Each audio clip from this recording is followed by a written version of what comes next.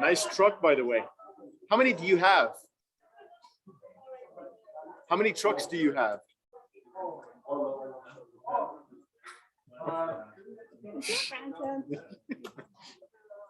I'm jealous. I'm jealous. Ms. Serrano, how are we looking?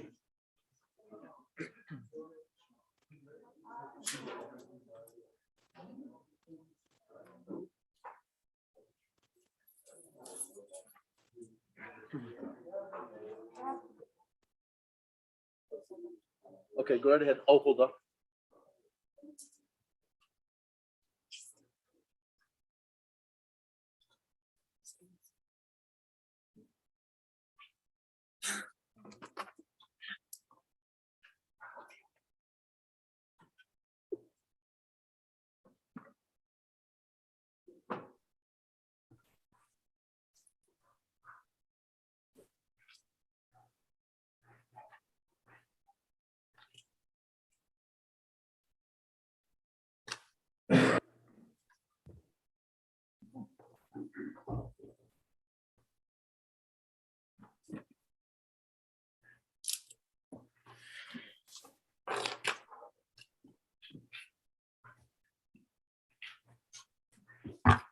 All right, ladies and gentlemen, I apologize for the wait. We do have Councilor Peggy Sue Martinez who's stepped out for just a second. So we'll go ahead and wait just a minute.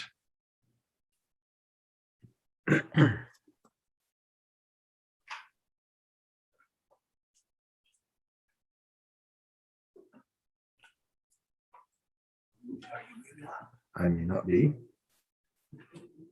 What's wrong?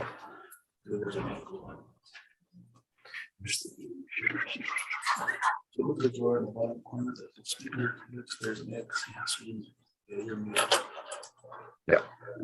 Sometimes the echo. Where is that echo coming from?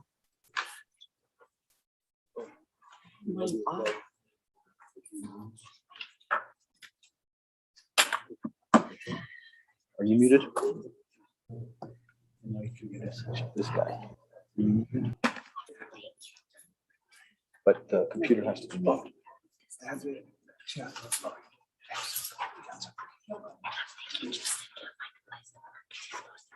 Justin, just let me know who won't be.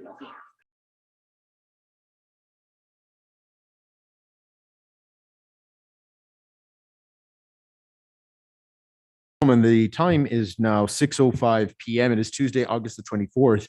I hereby call this meeting to order. Please rise for the Pledge of Allegiance. I pledge allegiance to the flag of the United States of America, and to the republic for which it stands, one nation, under God, indivisible, with liberty and justice for all. Please remain standing for an invocation from Mayor Pro Tem Dennis Tim Salazar. Loving Heavenly Father, we come to you this hour asking for your blessing and help us as we gather today. We pray for your guidance in the matters at hand and thank you for showing us the way with a spirit of joy and enthusiasm. Give us a desire to excel in our work. Yes. Help us to work together. Yes. And encourage each other to excellence. Yes. We ask that we would challenge each other to reach higher and further to be the best that we can. We ask this in the name of Lord Jesus Christ. Amen. Please be seated. Mayor, could I ask everybody to remain standing for remembrance of Coach Romulo Grego? Romulo Grego was educator here in Española for more than 30 years. He taught and coached at Fairview Elementary, which is now Tino Salazar Elementary. He was an incredible mentor to many people, probably more than some in this room. And we recognize his service to our community.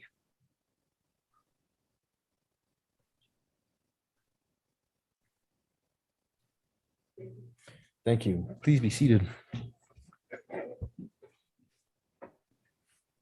Madam Clerk, if we could do a roll call, please, and determine a quorum. Mayor Pro Tem Dennis Tim Salazar, Present. Councillor Peggy Sue Martinez, Councillor Justin Salazar Torres, He mentioned that he had a family issue to deal with this evening. My apologies, or his apologies. Counselor John Ramon Vihil, Present. Counselor Manuel J. Martinez, Here. Counselor John L. Ritchie, Counselor Denise D. Benavides, Present. Counselor Dorothy D.D. Valdez, Present. Counselor John L. Ritchie, Mayor Javier E. Sanchez. Present. Thank you very much. And also for the record, we have with us Senator Leo Jaramillo in present. So thank you very much for your presence.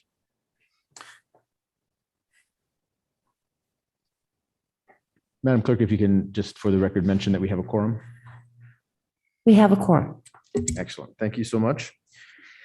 All right, very well. We'll go on to the approval of the agenda with a simple issue of removing Roman numeral number 11, which is public hearings. We have nothing there, so we'll just take that off. If that's okay with everybody. Do we have any other suggestions or comments? Move to approve, sir. Second. We have a motion for approval for the agenda as shown with the matters, with the public hearings removed from Mayor Pro Tem with a second from Councilor Manny Martinez. All those in favor signify by saying aye. Aye. Anyone opposed? Very well, the agenda is now approved and we'll move next to the consent agenda. Motion to approve, sir. Second. We have a motion of approval for the consent agenda, which include the July 27, 2021 City Council meeting minutes and the August 10th, 2021 City Council meeting minutes from Councilor Manny Martinez with a second from Councilor Denise Benavides.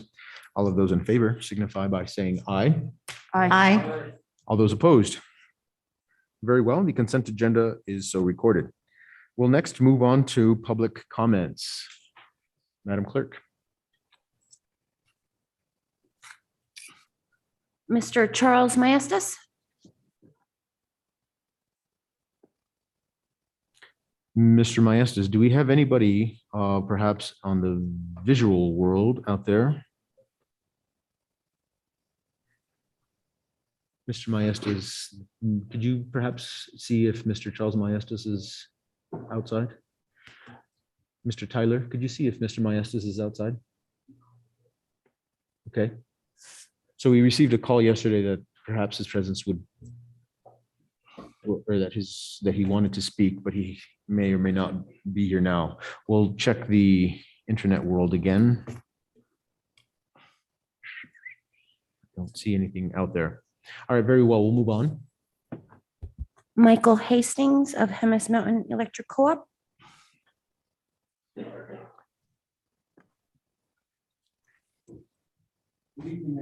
Good evening, Mr. Hastings. What a pleasure to have you. Thank you.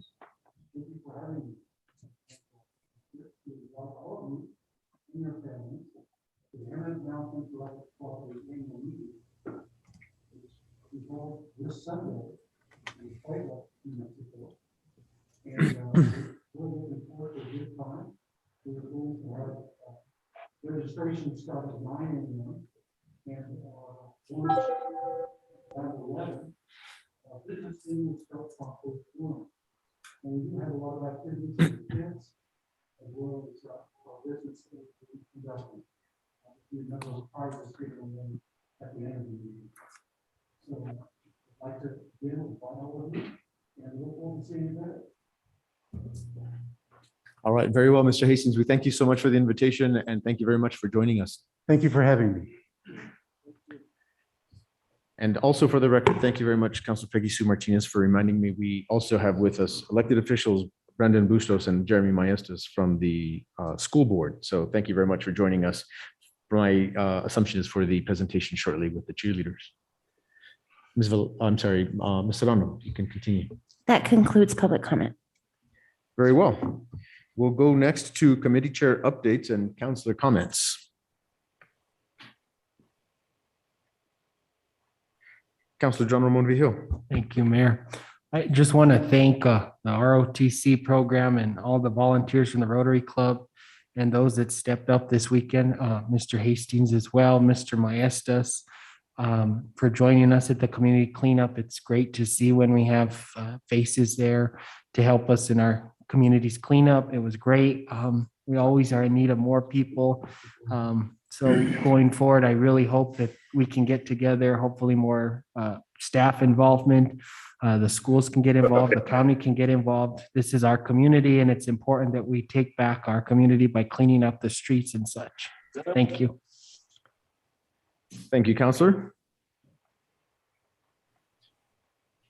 Counselor Peggy Sue Martinez, go right ahead. Thank you, Mayor. Thank you, Counselor John Roman Vihil. I also want to echo John's comments concerning, pardon me, Counselor Vihil's comments concerning the cleanup efforts. The majority of the help did come from the ROTC and that young group that is from Espanola Valley High School, and what an incredible group they are. Probably close to 60 of those kids were out there in our community, and they swept from one side to the other on the other side of town. So that was really incredible. The other people that we need to recognize is, of course, Judge Martinez for revitalizing the cleanup efforts that Judge Salazar had implemented. We usually have 2 cleanups a year. We hadn't had one because of the COVID, and probably longer than a whole year we had been without a cleanup, and it was evident in the community. It really did look like it needed it. So it was incredible, the amount of trash that was picked up. Also, I'd like to recognize Herman Trujillo and the efforts that they brought forth from Delancey Street. The clerk at Judge Martinez's, Ana Squires, and Marcos Armijo, our staff from Community Services, Mr. Jeremy Maestas, Mrs. Dora Terrazas, co-counselor John Roman Vihil, and Mayor, of course, Javier, for attending. Also like to thank Rotary for providing the meal and for their efforts and always supporting that cleanup. So many different people, just people that are interested in the community. Fireman Johnny Martinez's brother and his wife were out there, Gene Martinez and his wife. They don't even live in the city limits, and they were there. They took it upon themselves to do the area of the convento, and then they landed up walking up towards the Lucero Street, and they came across in front of Sacred Heart Parish and all the way back into the stroke center. So they were the last ones to arrive, and those kinds of efforts are just amazing, and we certainly appreciate their effort. It was quite a show, and I really believe that it made a difference. Unfortunately, you know, you go through town and you do see that somebody has already tossed something out their window, and it's disheartening to say the least. So I think we really need to take serious, possibly citing somebody for littering, or it coming out in the paper maybe that we're going to start doing that so that we can try and keep Espanola a little bit cleaner. And just thank you to everybody, Mr. Hastings, first general manager ever in the Hemes Co-op to come and clean. And he's quite a worker. If anybody needs help in their yard, you can contact him. He did a great job for us. So we certainly appreciate you, Mr. Hastings, and all your efforts. Thank you, Mayor. You got it. Thank you, Counselor. Any other counselor comments? All right, Counselor Denise Benavides. Thank you, Mayor. Just really quick, I do want to give a quick shout out to Chief Jimenez and to our city attorney for assisting on Friday to do whatever we could do to do research to see how we could assist and what we could do with the tent camp that we currently have in town. I think it's a collective effort, and I think with everybody working together, hopefully we can get that resolved. So thank you so much. Thank you, Counselor. Counselor Didi Valdez. Yes, I'd just like to recognize Representative Susan Herrera. She did reach out to several counselors, if not all, I'm not sure. And she took the time to go and visit with us to see what our concerns of the city are. And I really appreciate that she's taking an effort and she's doing a lot of legwork to help us with our needs in the city. Thank you, Counselor. Anyone else? All right, very well. We'll now go on to matters from the mayor. First, we have with us an appointment that I'd like to make. It is the appointment of Mr. Mohammed Afzal Hussain, our city planner, as voting member of the Northern Regional Transportation Planning Organization, otherwise known as the NPR-TPO, which is a very important organization that helps the city of Espanola get funding at the state level for roads projects. And he, I think, will make an excellent appointee for that keeps us in the loop with what we need to provide for the state in order to get that funding. So that having been said, and the formality going through appointing him, I'd like to hear a motion for him. So move, sir. Second. Very well. We have a motion of approval for the appointment from Counselor Peggy Sue Martinez with a second from Counselor Manny Martinez. Is there any discussion? Under discussion? Counselor Peggy Sue Martinez? Under discussion, Mayor, the form that is in the packet calls for naming an alternate also. Have we thought of that? We have thought about that. I think what I'd like to do is get Mr. Hussein in, and if he has any recommendations for who would be next, I have a couple other ideas in mind. So we'll move that along So within the that next will month. come back. Yes, ma'am. Right, thank you. Any other counselor comments, discussions, or questions? All right, well, seeing none, we have a motion on the floor from Counselor Peggy Sue Martinez with a second from Counselor Manny Martinez. All of those in favor of the appointment signify by saying aye. Aye. All those opposed? Very well. Mr. Hussein is now the appointed person for the NPR TPO. So next we have before us a Medal of Valor presented to Espanola Police Officer, Mr. Adrian Moya. We have our Chief of Police, Mr. Roger Jimenez.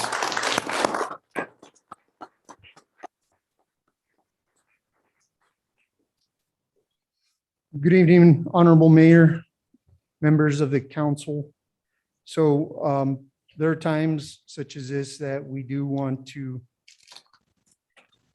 actually applaud our staff. And, and there are times like this when our staff go above and beyond. Officer Adrian Moya has been with us just about a year now and has already done so much to change the atmosphere in this community and make it a safer place. So with that being said, I'm going to allow Deputy Chief Jack Jones to read exactly what Officer Moya did, and then we will be honoring him with the Medal of Valor. So, thank you. In the early morning hours of March 1st, 2021, Officer Adrian Moya, along with other officers from the Espanola Police Department, were dispatched to a residential structure fire. While responding to the call, officers from the Espanola Police Department learned that there were individuals inside the residence. When Officer Adrian Moya arrived on the scene, there was heavy smoke emitting from the residence.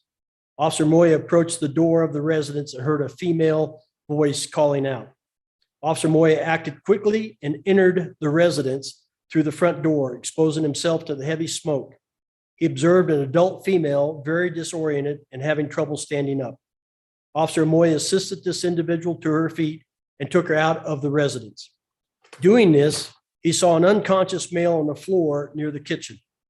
Without hesitation, he again entered the heavy smoke-laden infested residence, moving to the unconscious male. Officer Moya picked up the individual and carried him out of the residence. Officer Moya placed this individual, the female, and their two pet dogs inside his patrol vehicle for warmth and safety. It was later learned that the male individual is asthmatic and could have potentially lost his life due to smoke inhalation. Officer Moya showed disregard for his personal safety when he went into the residence 2 times to help these individuals. Officer Adrian Moya's gallantry at the risk of his life are the highest traditions of the Espanola Police Department and reflect great credit upon himself and service to the citizens of Espanola. Signed this day, August 24, 2021, Javier Sanchez, Mayor, City of Espanola.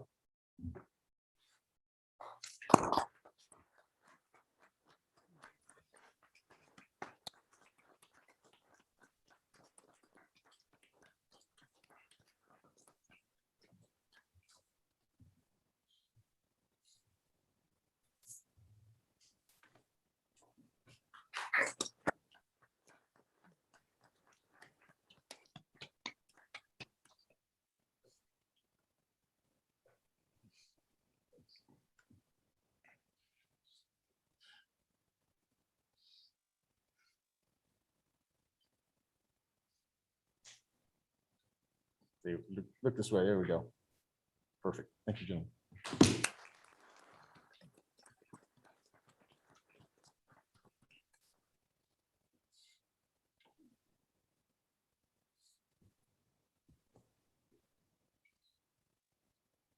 officer for your complete disregard for personal safety and that of others here in the city. We thank you very much.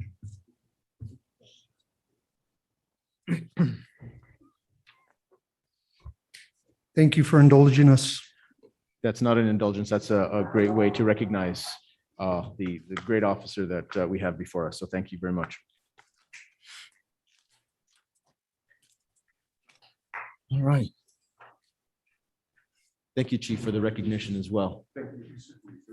All right, very well. Next, under matters from the mayor, we have the recognition of the Espanola Spartans cheer team. And thank you so much for joining us. What a great experience this has been. Mayor Pro Tem Dennis Tim Salazar came to me and said, we've got to do something for these cheerleaders. So I'm now going to hand it over to him. Thank you, Mayor. Appreciate that. At this time, it is my true honor to be able to recognize the Espanola Spartans cheer team. Come on in, girls.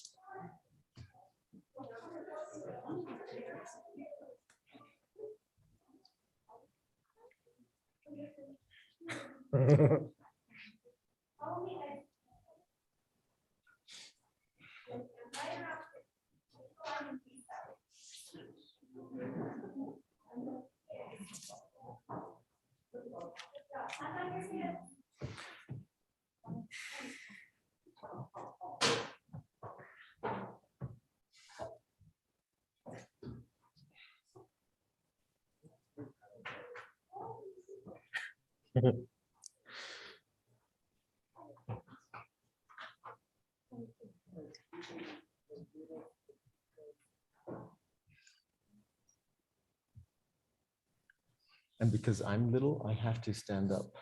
Yeah.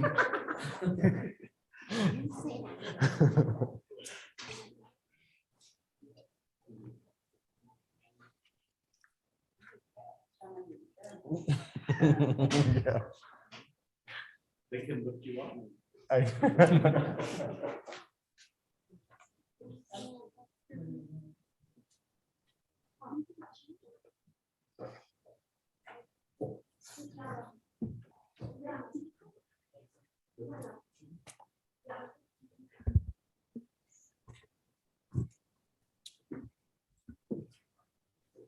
And for the folks at home watching via Zoom, the cheerleaders are coming in one by one, and it looks like we might even get a cheer out of them.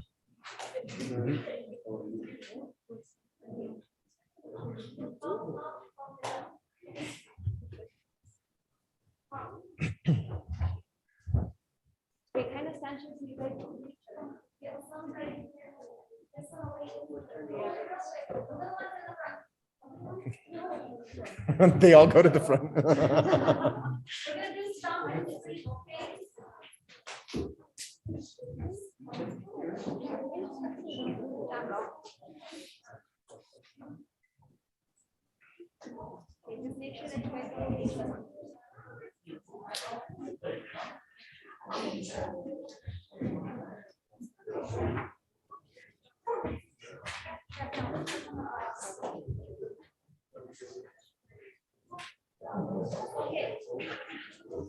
Hands on your hips. Smile. Ready. Okay. Strong. 3. For the Spartans team. Strong. 3. For the Spartans team. Strong. 3. For the Spartans team.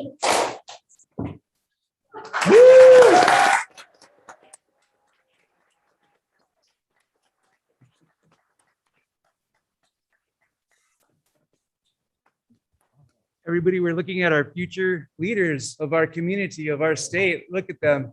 They're awesome. We'd like to, first of all, thank the parents for raising such fine young girls, young women to, to be into this and be able to be our future leaders. Want to thank our coaches as well for dedication and time. Of course, this starts at home. The parents send them off to cheer. And of course, the coaches help to take over as well. So with that said, we are going to be issuing a certificate of excellence. And then we are going to be issuing the names of every cheerleader on the team. So the certificate of excellence states, the City of Espanola, New Mexico, Certificate of Excellence presented this 24th day of August, 2021 for the Espanola Spartans cheer team, signed Mayor Javier E. Sanchez. So the first one is to Madison Schweiner. Madison. Next is Rihanna Vigil.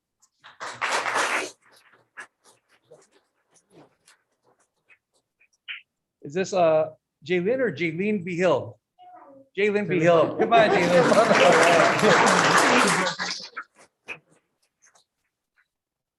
Alani Unzueta.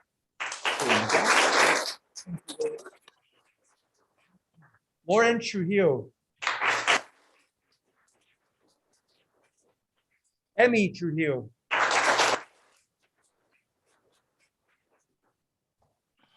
Ilana Sanchez Valdez. Penelope Sanchez.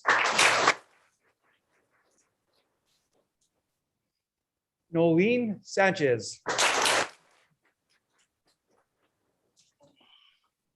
Lily Salazar.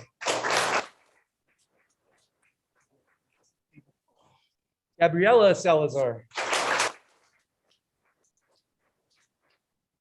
Emily Roy Ball. Devani Pacheco. Olia Olivas.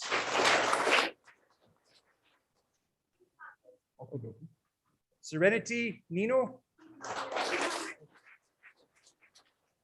Liliana Nino. Nevaeh Montoya. Bethany Martinez Valdez. Madison Martinez.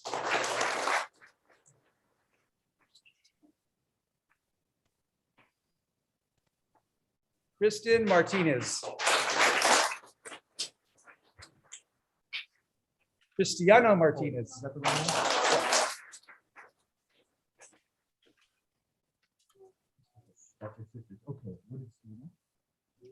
Cristiana. Yeah, there we go. Yes. Right one. Eliana Martinez. Amber Martinez.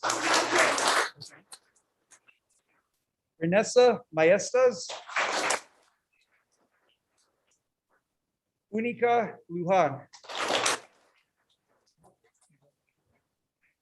Karina Gallegos. Alicia Gallegos. Kura Bell. Khaleesi Bell. Malaya Duran.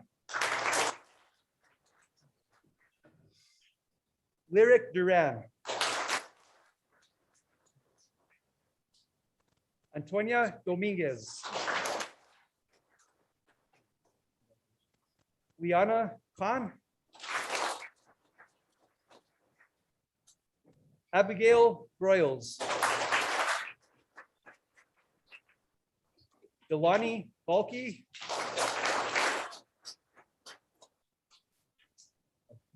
Isabella Archuleta.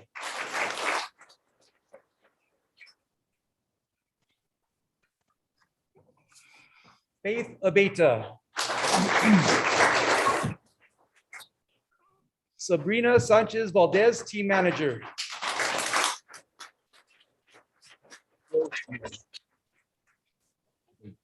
Congratulations. Thank you so much. Destiny Duran, assistant coach.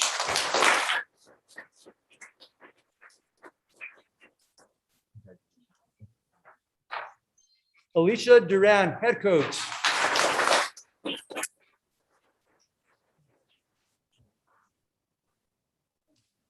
Okay, is there anybody we missed by chance? Did we get everybody? Got them all. Okay. Thank you. Thank you. guys.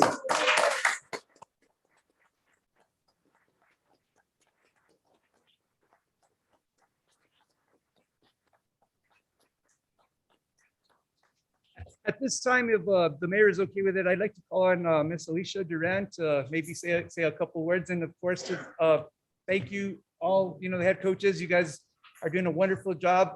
Alicia, she's always had that dedication and the desire to help our youth. Thank you so much for that. And go ahead and say a few Right words. up here at the podium would be great. Yes.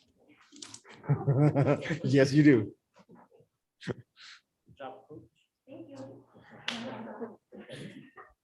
First of all, I'd just like to thank you guys for recognizing these girls for all their hard work and dedication. Again, I would like to thank the parents because without them, we would really be nothing. I'm just very, very proud of these girls. We haven't even started our season yet.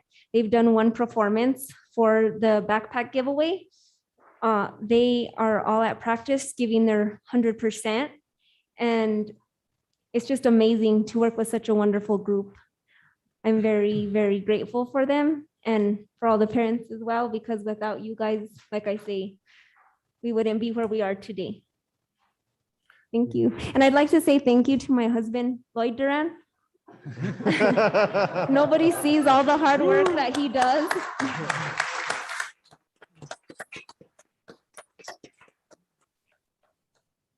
He deals with text messages and phone calls late at night. He's really the backbone, along with Sabrina and Destiny, to all of this. And I thank you, my team moms. I have Sabrina Montoya, Janet Vigil, and Linda Padilla. And also with them, this wouldn't be possible. Thank you guys for everything.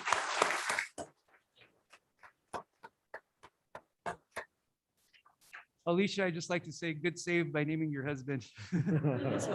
And please, ladies and gentlemen, please indulge us because we have a few counselors who I'm sure are going to want to say a few words.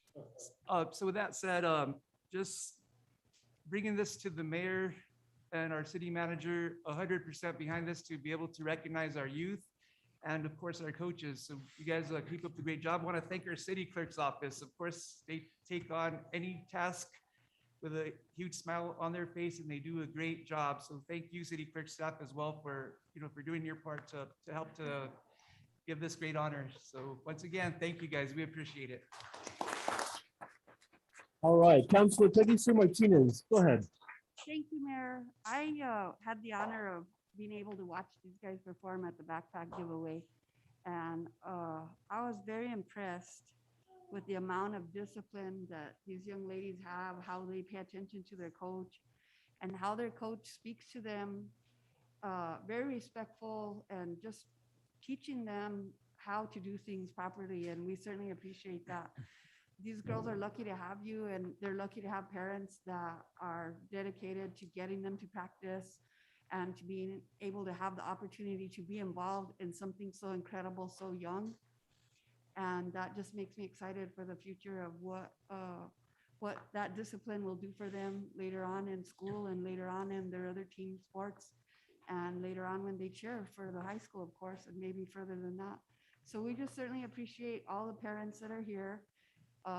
When the packed house comes to the city of Espanola, we love to see you guys and it makes us realize the reason that we're here is really to make a better city for these youth. So we certainly appreciate all the efforts that you guys are making. Thank you.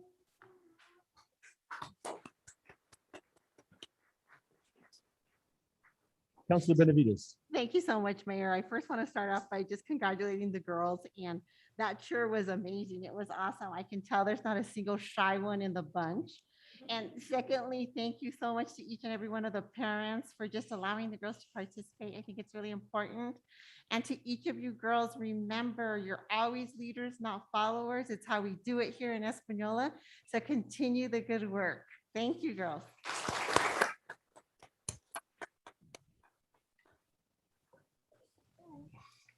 All right, Councilor John Ramon Vigil, go ahead. You guys are great role models for this community. Always remember, when you have that Española, you're carrying your good representatives for our community. So thank you. All right. And Councilor Didi Valdez. I loved watching you guys. You have so much energy, so much passion. You are all leaders. You're cheerleaders. Good luck.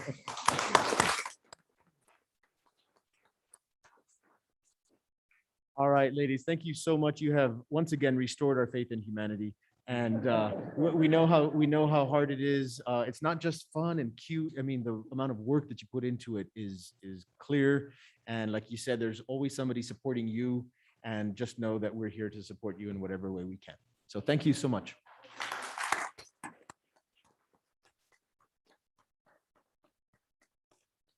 Thank you, ladies.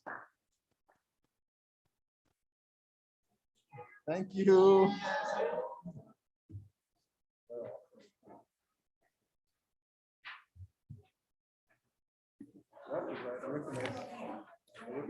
you want to take the rest of the?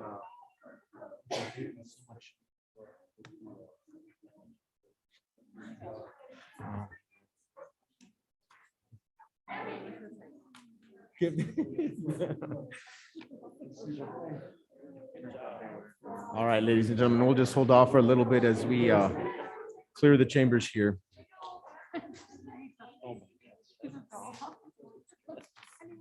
How are you?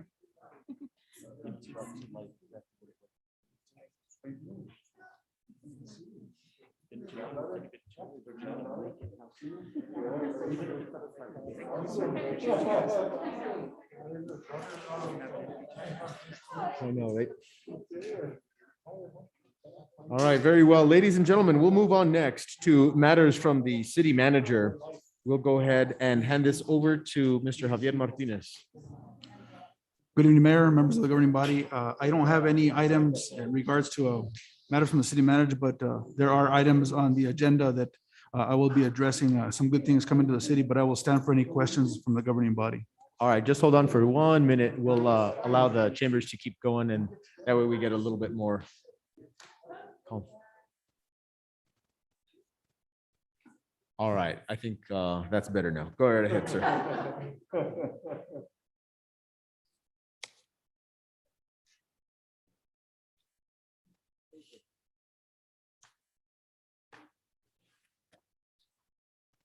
All right, sir, go ahead. Just Mayor, I'll just repeat, members of the governing body, honorable mayor. I don't have any specific items to present on updates. Just it's a lengthy agenda, so a lot of the items that are presented, I'll be speaking on sort of some good things coming to the city, but I'll stand to any questions if the governing body has any questions. Very good. Councilor John Ramon Vihil. Thank you, Mayor. I'm gonna bring this up, Mr. Martinez, because we're going into the winter months, but where have we on prioritizing potholes or such street cuts and getting them repaired in the city? I've constantly been asked. There's some streets here in Apple Valley that haven't been paved or corrected in the last 2-3 years. So we're hoping to get them on a rotation now. And especially now before the winter. Can you give me a status update on that? Honorable Mayor, members of the governing body, Councilor John Ramon Vihil. So right now, the main priorities are weeds. As you can tell, weeds, we are having a hard time keeping up in them. The streets department is down to 5 staff. We're down 3 positions.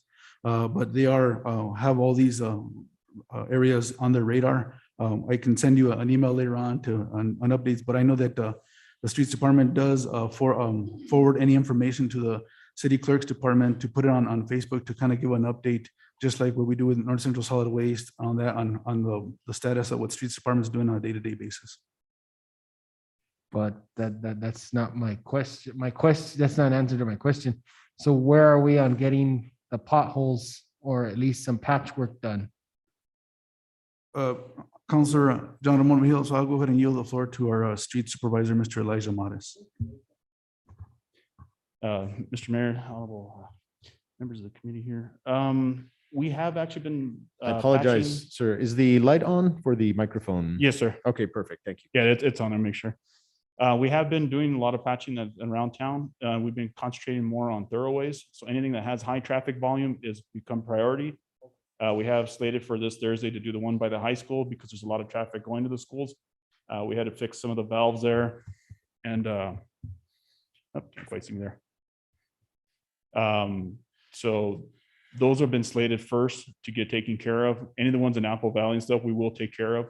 So we're trying to get to all those smaller ones, all the less traffic roads, but anything was a thoroughway with more traffic, we've been trying to take care of. Of course.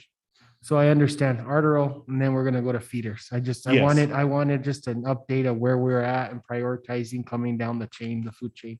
Yes, sir. Yeah, we've done quite a few. So we will be continuing on those. Thank you. Appreciate it, Elisha. All right, Counselor Denise Benavides. Just real quick, City Manager, can we have an update? I know this is a bit of a sore subject on the lights, where we're at with getting all those fixed. It seems like we're getting darker instead of lighter. Honorable Mayor, members of the governing body, Councilor Denise Benavides. So just the beginning of this week, we did confirm that we filed a claim with the theft of the aluminum wire along the Oñate Bridge. So we're waiting for that check to come to the city. We are coordinating with our contractor, Bixby Electric. So a lot of the heads have been replaced throughout the city for LED. So now we're contacting them back to make sure they're working. I know that along Riverside, I met with our Public Works Director, Steven Trujillo, to reach out to our contractor as of the beginning of this week or the latter part of last week to check on them, because I did notice that the majority of the lights are off along Riverside from Walgreens north to Walmart. So we're checking on that and waiting for Bixby Electric to get back to us on a quote to rectify that issue. All right, we'll go on next to business with visitors. We have with us the Neighbor to Neighbor Fund Food Depot and a presentation by Ms. Linda Flatt.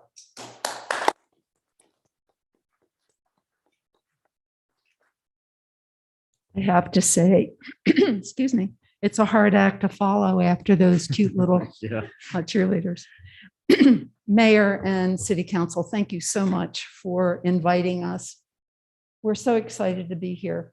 And we'll try to, because you have a really big meeting, I realize.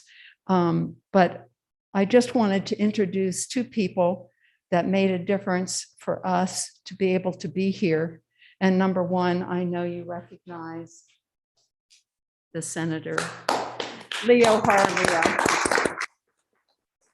And Leo and Chris Weibel are friends. And I talked with Chris and he encouraged me because I said, we really want to step up and go into Rio Arriba County, particularly Espanola. We want to be able to work with Espanola and the people here. And those two people were the ones that helped us get here. So I want to recognize both of them. Thank you very much. And the senator would like to say a few words, and then Chris, a few words about the food drive and what's happening. Thank you. Mayor Sanchez, Mayor Pro Tem Salazar, and members of the City Council, thank you for having us this evening. All of us ourselves have either been part of food insecurity, whether growing up or like myself in college, who literally counted the amounts or pieces or slices of lunch meat that I had to know if I had enough to make it through the week, if it would be breakfast, lunch, and dinner, or if it would just be dinner or a night without eating. And so we know neighbors in this community who suffer and do not have food when they go to bed. So when the Food Depot reached out with Neighbor to Neighbor on how they could help people in the Espanola Valley during the pandemic, one of the worst times right here in northern New Mexico, and ensuring that our vecinos were fed and that there was enough to go around, and not only to stop in the Espanola Valley, but to go far up north in Senate District 5. So to have them reach out to Chama, to the Pueblos, and find ways on how they could feed Norteños was an amazing task that they took on. People weren't shy on donating. Large amounts of food and money came in to ensure that our friends and family were fed.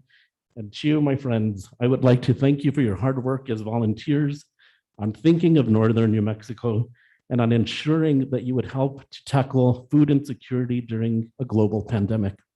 I will forever be thankful for you and the work that you've done. Thank you. And before I leave, Mayor, I have to say two things. One, I had a meeting with a constituent at the Lucero Center Park. It was immaculate. It's a beautiful park. So thank you to Jeremy for you and your staff for what you do. And Mayor, it was a pleasure to see you, Councilwoman Peggy Sue Martinez, and the rest of you cleaning up this city. You have kept true to your word about beautifying the valley, and I'm so very thankful for you and all of your leadership and to all of the volunteers. Thank you.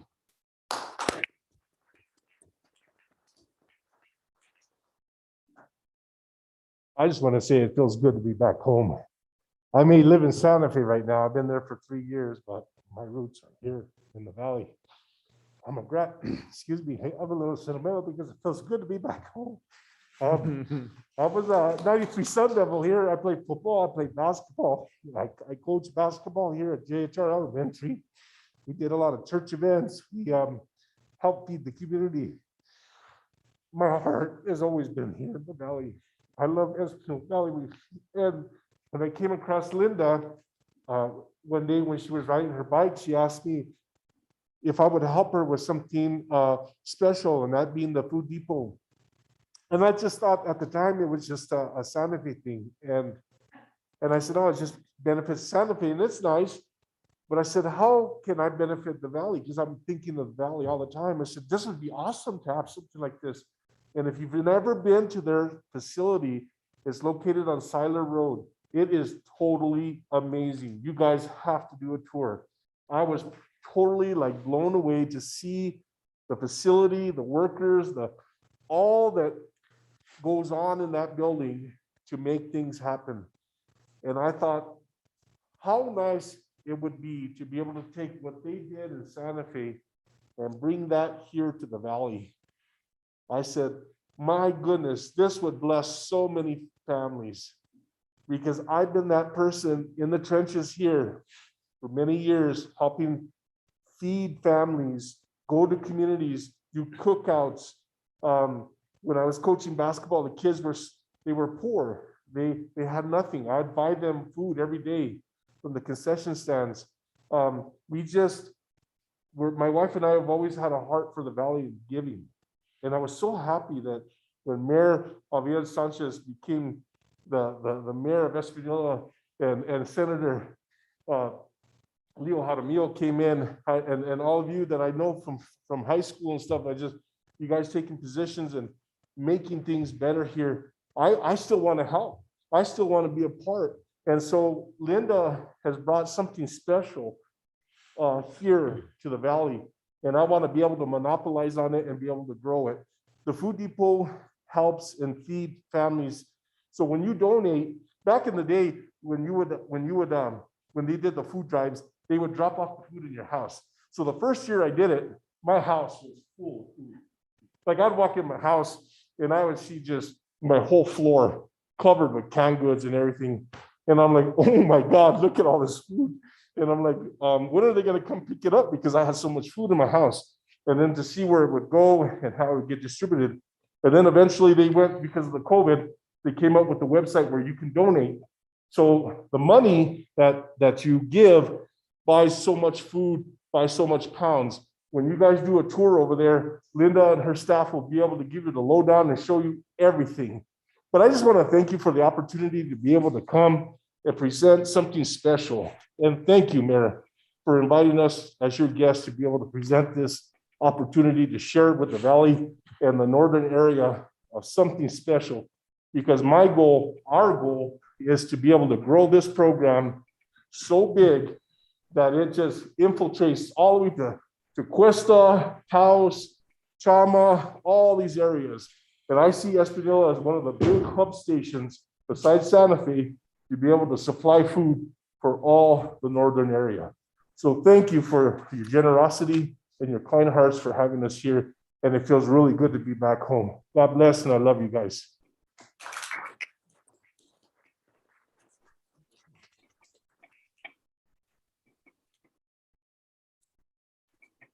Good evening, Honorable Mayor Javier and the distinguished City Council. My name is Therese Trotta, and I am a volunteer for the Neighbor to Neighbor Fund Drive. What is Neighbor to Neighbor Fund Drive? It's the brainchild of Linda Wilder Flatt. a volunteer at the Food Depot and a former teacher, and she realized about food insecurity. You know, guys, hunger has no boundaries. It has no borders. We all have, as Chris had said, we've all experienced it. You don't know if your neighbor, your coworker, your children's friends. And so the Food Depot does all of the food distribution. And what Neighbor to Neighbor does is it brings neighborhoods together to raise money for the Food Depot. And so that's what we're doing right now. I have lots of family up here in Espanola. When I grew up in Santa Fe, so coming through Espanola to Ojo Caliente and, you know, just having family. So we are really excited about bringing this up north and hope that we had your support.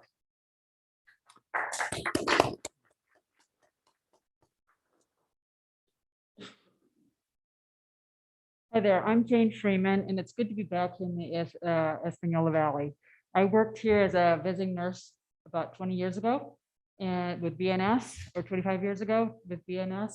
And so I went to all these communities all around here. And so I love this area. I lived in Latin America, so it's very familiar and very home to me. The Neighbor to Neighbor fund drive, sorry, between my hearing aid and my ear and my earring. Sorry. Okay.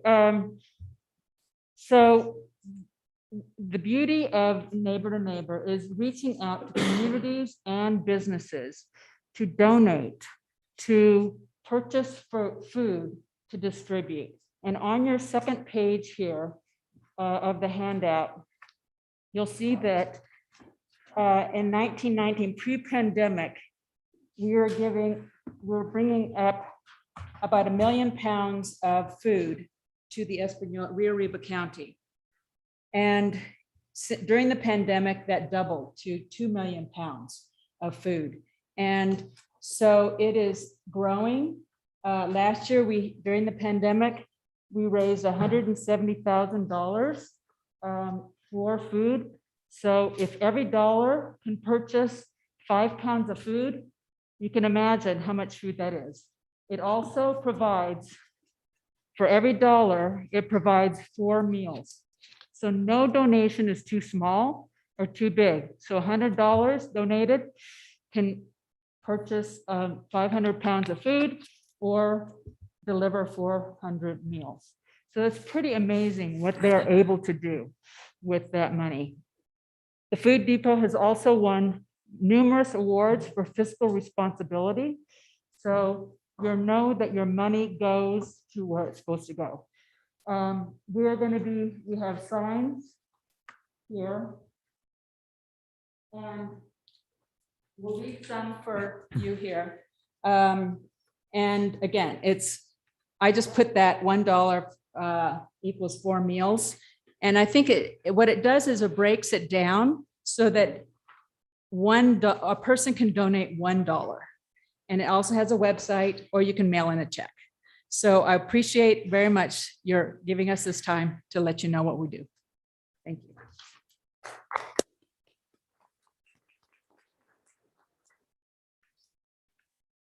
you. Good evening, Mayor and City Council. My name is Susan Quintana. I live a little bit south of the Espanola city limits in Arroyo Seco. And for 30 years, I worked at Pewaukee High School. And the Food Depot at that time did some work for the high school. And so I donated and I received some information from them. And one of the things they talked about was their Neighbor to Neighbor campaign. And so I signed my neighborhood up, one street, and I begged, borrowed, knocked on doors, and my neighborhood came through. And I'm very proud to tell you we raised $1,000. And I tell you that not to be braggart, but to say it's very possible for those of us here in Espanola and the Espanola Valley to take care of one another. That bought 5,000 pounds of food. And that's something I think we should think about because we do have a hunger problem here in this area. I'm very excited. They asked me to come along to try to get some businesses and some people to volunteer. We've had a few neighborhoods. All of you could sign up your neighborhoods. That would be great. I'm always pushing. And right now, tomorrow, I will be meeting with Superintendent Trujillo at Espanola, and I have contacted McCurdy and will be working with them also. And Pewaukee High School also has signed up. So I'm hoping we can get a few more neighborhoods in this area and some businesses. Amos Mountain is back there. Maybe they would think about it. And we could raise some money for fund drive this year, because with COVID, we cannot do cans of food. It's just not possible to do that. So thank you, and we appreciate it.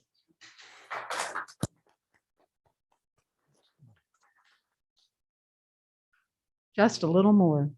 I just wanted to say again, thank you for letting us be able to explain what the Food Depot does and what Neighbor to Neighbor does.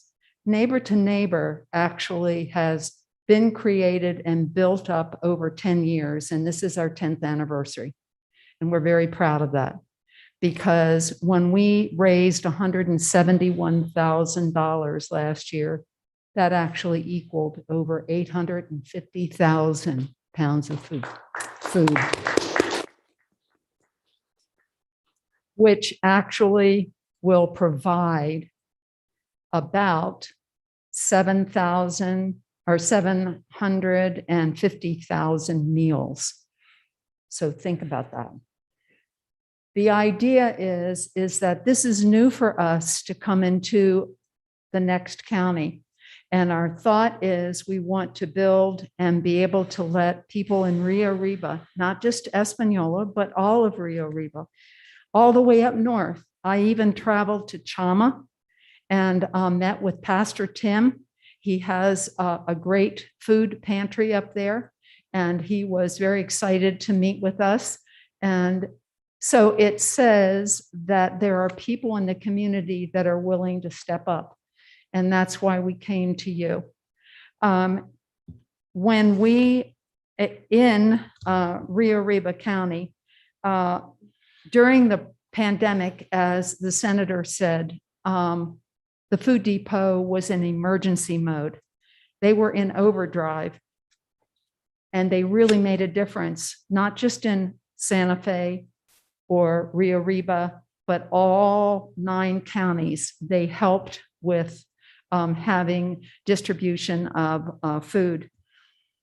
The 2 things that I wanted you to see is on the Rio Arriba County additional information that you received this evening. At the bottom, there is a Western Community Outreach Coordinator. Now, Mayor, I'm not sure, have you ever talked with her? Her name is Melissa Petty. No. I would like for you and the counselors to perhaps have her here to talk with her specifically about what other things you can have happen here in Espanola, because she coordinates anything in Rio Arriba, in Colfax, and in Taos County. And I spoke with her today. I was very impressed with her. So I gave her information for you to contact. I think that she would be an excellent resource for you to be able to pull in and have perhaps more mobile pantries to come into Espanola itself. That's just a point. And the main thing is that we ask for your support. We will be giving you banners, and we'll be giving you yard signs and also posters so that they can be spread out through the community. And the last thing is that I want to make sure that all of you know that you are invited to the Food Depot for a special tour. And we will set that up for you after I speak, Mayor, if I may, with you, and we can figure out when it would be convenient. And also, I think Senator Jaramillo would like to come too. So that way you can really get a feeling for what we're working for, because we're all volunteers, but we really care. And from the bottom of my heart, I thank all of you for understanding and supporting what we do. Thank you very much. Thank you.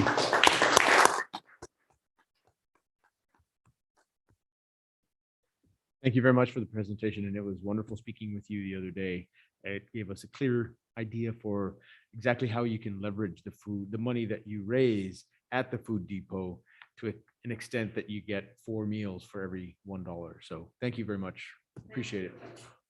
All righty.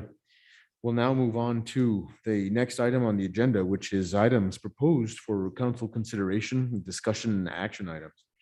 Before us, we have a consideration of approval of lease agreement with the City of Espanola and the Learn Tutorial Services Organization. We have a presentation by City Manager Javier Martinez and Ms. Willie Williams.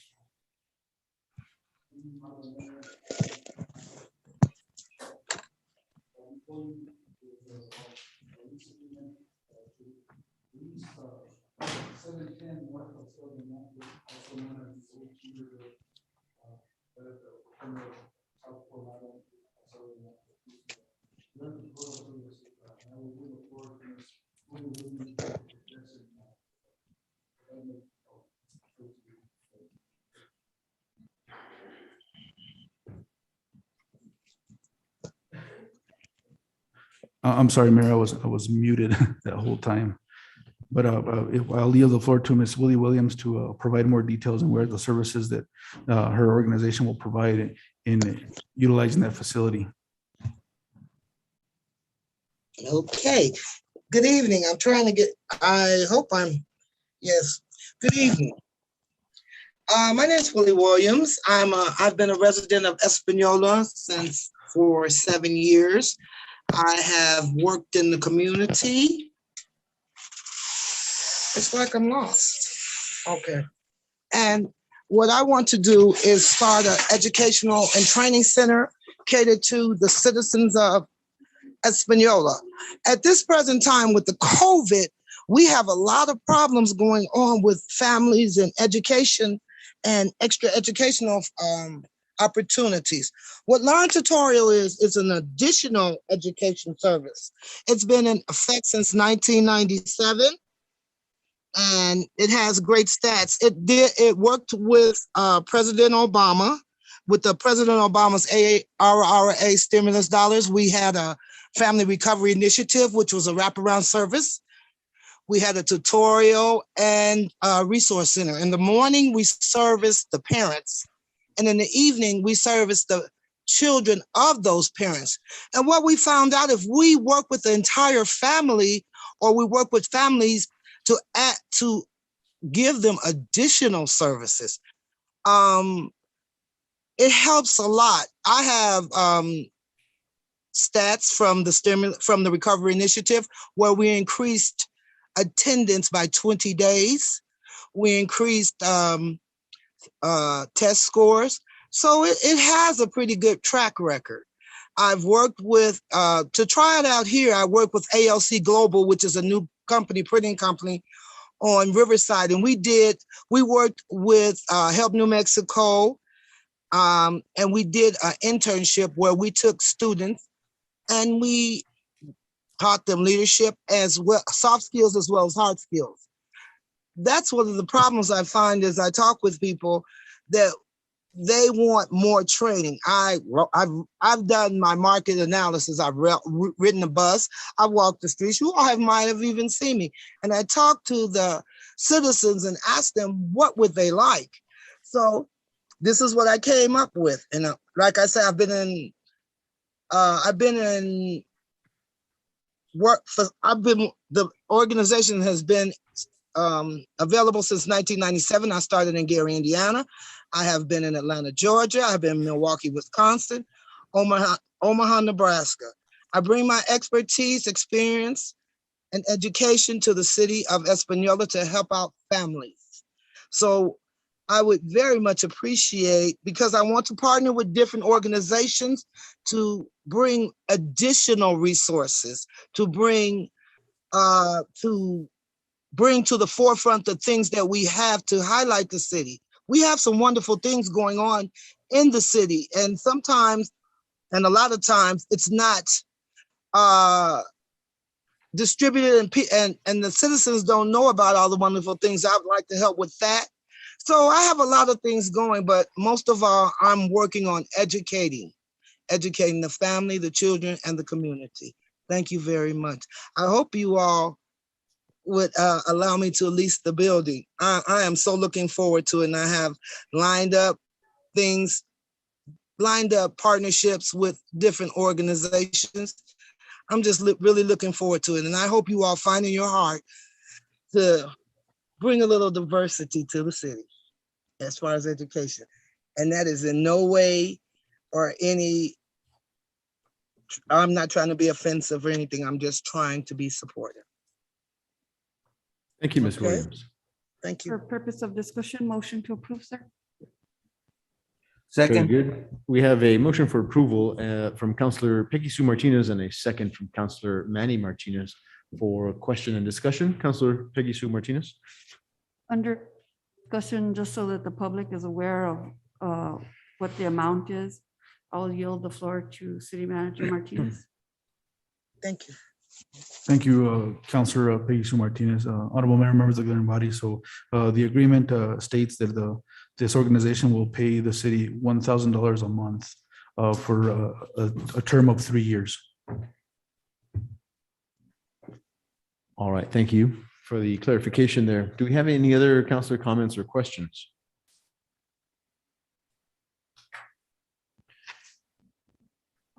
I have one question. Yes, Counselor Didi Valdez. It doesn't pertain to the lease, it just pertains about the services. I was wondering, are these tutorial services free of charge or will there be a fee? There will be a fee, but I plan to go through agencies that I'll be working with agencies to see how we can give the services free. I'll be working on that. That's one of the main things that I want to work on now. And right now, we're just working to roll it out now. Thank you. You're welcome. Follow up. For follow-up, Counselor Peggy Sue Thank you. Martinez. The attorney has reviewed the lease and it has a cancellation, correct, sir? Honorable Mayor, members of the governing body, Councilmember Peggy Sue Martinez. Yes, it does have a cancellation provision, and I believe it gives the city the right to cancel the lease at any time, provided 90 days notice has been given to the lessee. Thank you, sir. All right, do we have any other counselor comments or questions for Ms. Williams? All right, well, seeing none, we have a motion on the floor from Counselor Peggy Sue Martinez with a second from Counselor Manny Martinez. All of those in favor signify by saying aye. Aye. Any opposed? The ayes have it, and the lease agreement is approved. Thank you, Ms. Williams. Thank you all. All Thank right. you all. Thank you. All right, next, we'll go right along to consideration for approval of co-sponsorship of the 23rd Annual Espanola Valley Electric Light Parade, requesting the use of the Plaza de Española on December 11th, 2021, from 10 a.m. to 10 p.m.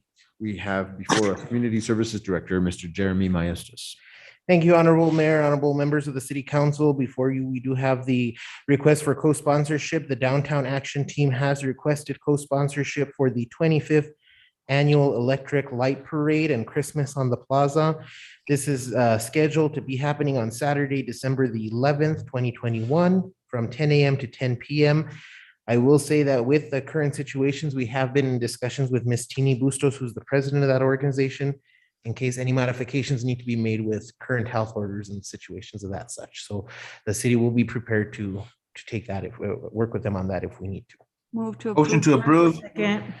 We have motions of approval from Counselor Peggy Sue and Manny Martinez with a second from Counselor Didi Valdez for comment or question. Any counselors?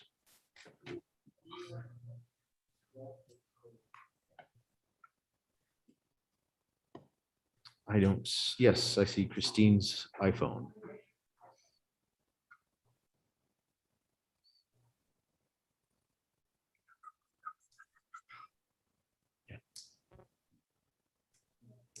And in the meantime, we have Counselor Manny Martinez and Ms. Tini Bustos, if you're available to unmute.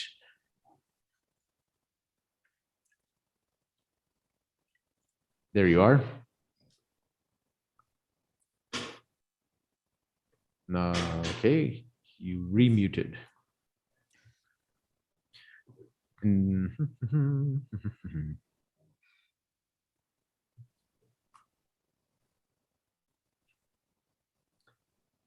Well, we'll go ahead with the question. Counselor Manny Martinez, is this a question for Ms. Bustos or general? Not necessarily a question, more of a comment. I'm just glad to see that this is coming back. I do know that Ms. Bustos and of course Mr. Maestas will make sure that any incoming mandate that we may have due to a health order, I'm sure will be taken care of as needed. Being that December is a while away as things move along. I know that Ms. Bustos did mention that there is a possibility, and I'll let her more explain it, but that they may actually kind of do what they did last year by placing the floats in different areas if in case it gets to that point on the health order, sir. But I'll let Ms. Bustos explain that. All right, Ms. Bustos, go right ahead. Okay, you can hear me now, I hope. Yes, we can hear Thank you. everyone for the consideration. Mr. Mayor, councilors, we're hoping to have a regular parade depending on the public health order at that time. If not, maybe we can go to something similar or something pared down, but we're hoping to have a full parade, and with your help, you know, hopefully we'll be able to have a good celebration. Thank you. Thank you, Ms. Bustos. We appreciate it. Councilor Peggy Sue Martinez, go right ahead. Thank you. I'll just reiterate Councilor Martinez's comments concerning the awesomeness of the electric parade. I've always stated it's one of the most beautiful things that happens in this community annually. It's been a little bit different over the last year, of course, we all recognize that, but hopefully this year gets a little bit more back to normal than it has been. And we certainly appreciate the efforts of the Downtown Action Committee and their commitment to continually bring this back to the city of Espanola. Thank you, Commissioner Bustos. All right, very well. So we have a motion on the floor from Councilors Peggy Sue Martinez and Councilor Manny Martinez with a second from Didi Valdez. All of those in favor for approval of co-sponsorship, please say aye. Aye. All those opposed? All right, the ayes have it, and we will have a light parade. Thank you so much, Commissioner Bustos, for everything. Okay, we'll now next go to Resolution 2021-36, a resolution authorizing a hazardous pay stipend for City of Espanola employees and fire responders and first responders who have worked at their regular posts during the COVID-19 public health emergency. We have this presentation by City Manager, Mr. Javier Martinez. Good evening, Honorable Mayor, members of the governing body. Before you, I present you a resolution to recognize our city employees that have worked rigorously throughout the pandemic from beginning to end and are still with us or have worked through the majority of it. It was a challenging time, not just for the community, but across the nation. And our employees were diligent to come to work on a day-to-day basis, especially at the latter part of 2020 when COVID was very real within our city staff.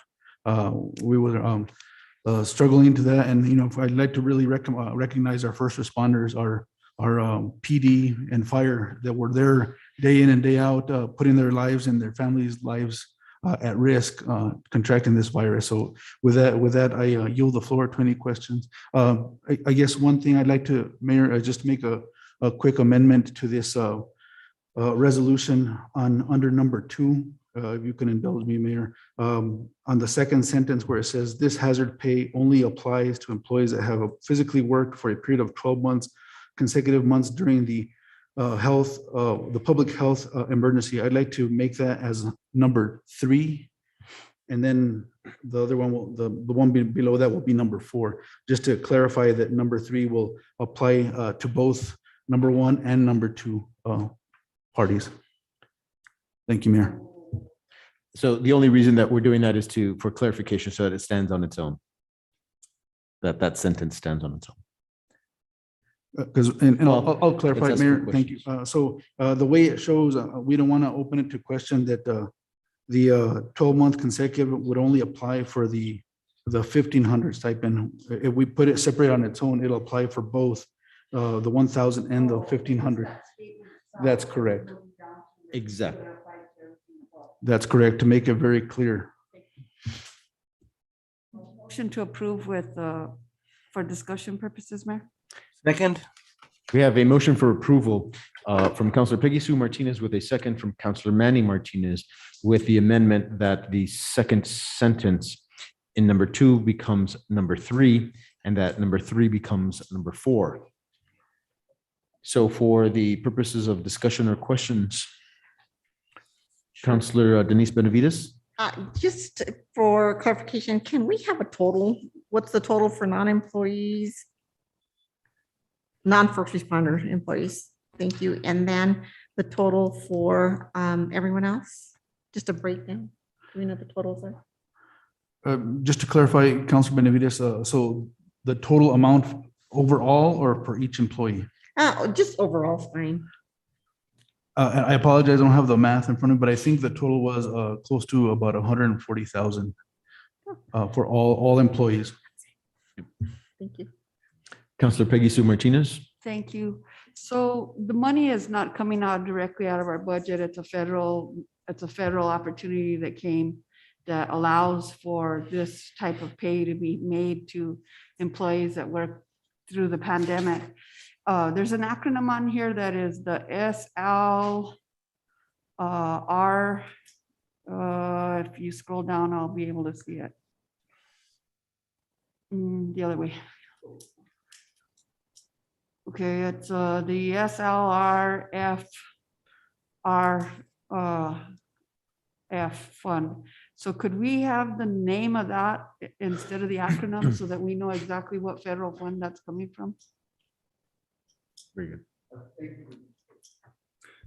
Honorable Mayor, members of the governing body, Councilmember Martinez, it's a little hidden, but in whereas clause number 5, that's where it's defined, which together make up the coronavirus state and local fiscal recovery funds, and then in quotes, SLFRF.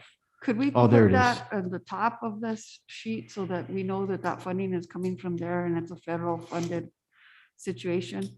And the other Sure. thing is, Mayor, we had a few employees that teleworked at one time. So I'm curious how that pans out in this situation and what the rules read concerning this grant. Honorable Mayor, members of the governing body, Councilor Peggy Sue Martinez. So the telecommute was a very limited term, but still they were considered full-time employees. So as it states in the sentence, they were physically worked for a period of 12 consecutive months during the public health emergency. So they were still employed. The telecommute was a very short term, and it wasn't all employees, it was several. Did that clarify? It did, but I'm a little concerned that the rules discuss that specifically, so we might need to go back and look over that. I don't know that that's necessarily the case. It was for all employees regardless of status.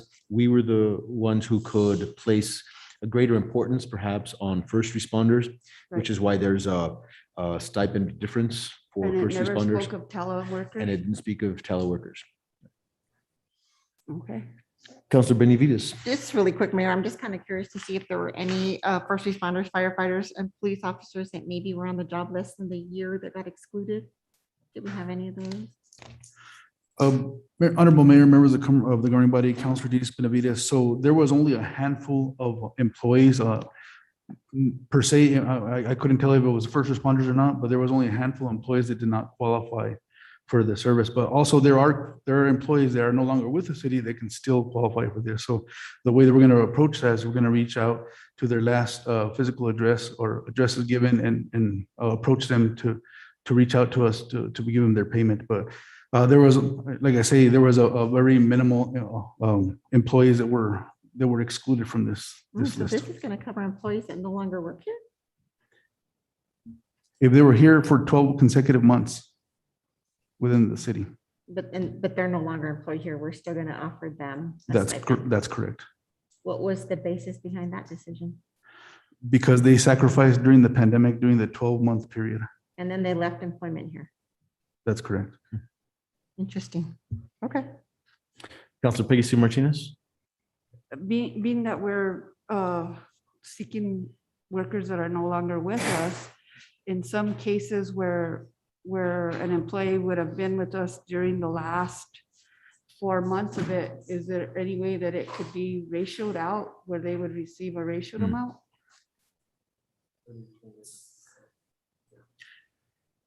Honorable Mayor, members of the governing body, there's a lot of variables that we can go with on this, we did discuss with our attorney to go about this, but that's why we put it at the 12-month consecutive months of service to it, just to kind of a ballpark on it. So, yeah, there might be some employees that were in that, but it's up to you as a governing body, any amendments that you want to make to this. This is, a document that we presented, but it's up to you as a governing body if you want to amend or remove, or however you'd like to, with the governing body's pleasure.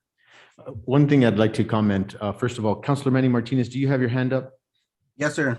Okay, very good. Before I go next to you, I'll just make one comment. And it seems as if in order to sort of remove any potential for crossing any of the legalities with regard to ARP funding, you kind of need to be as consistent as possible across the board so that all employees are treated with as great a distinction as possible, so that we make sure to include everybody that needs to be included while being careful not to exclude somebody for other reasons. So, that's just kind of one of the things to keep in mind. But I'll go next to Counselor Manny Martinez.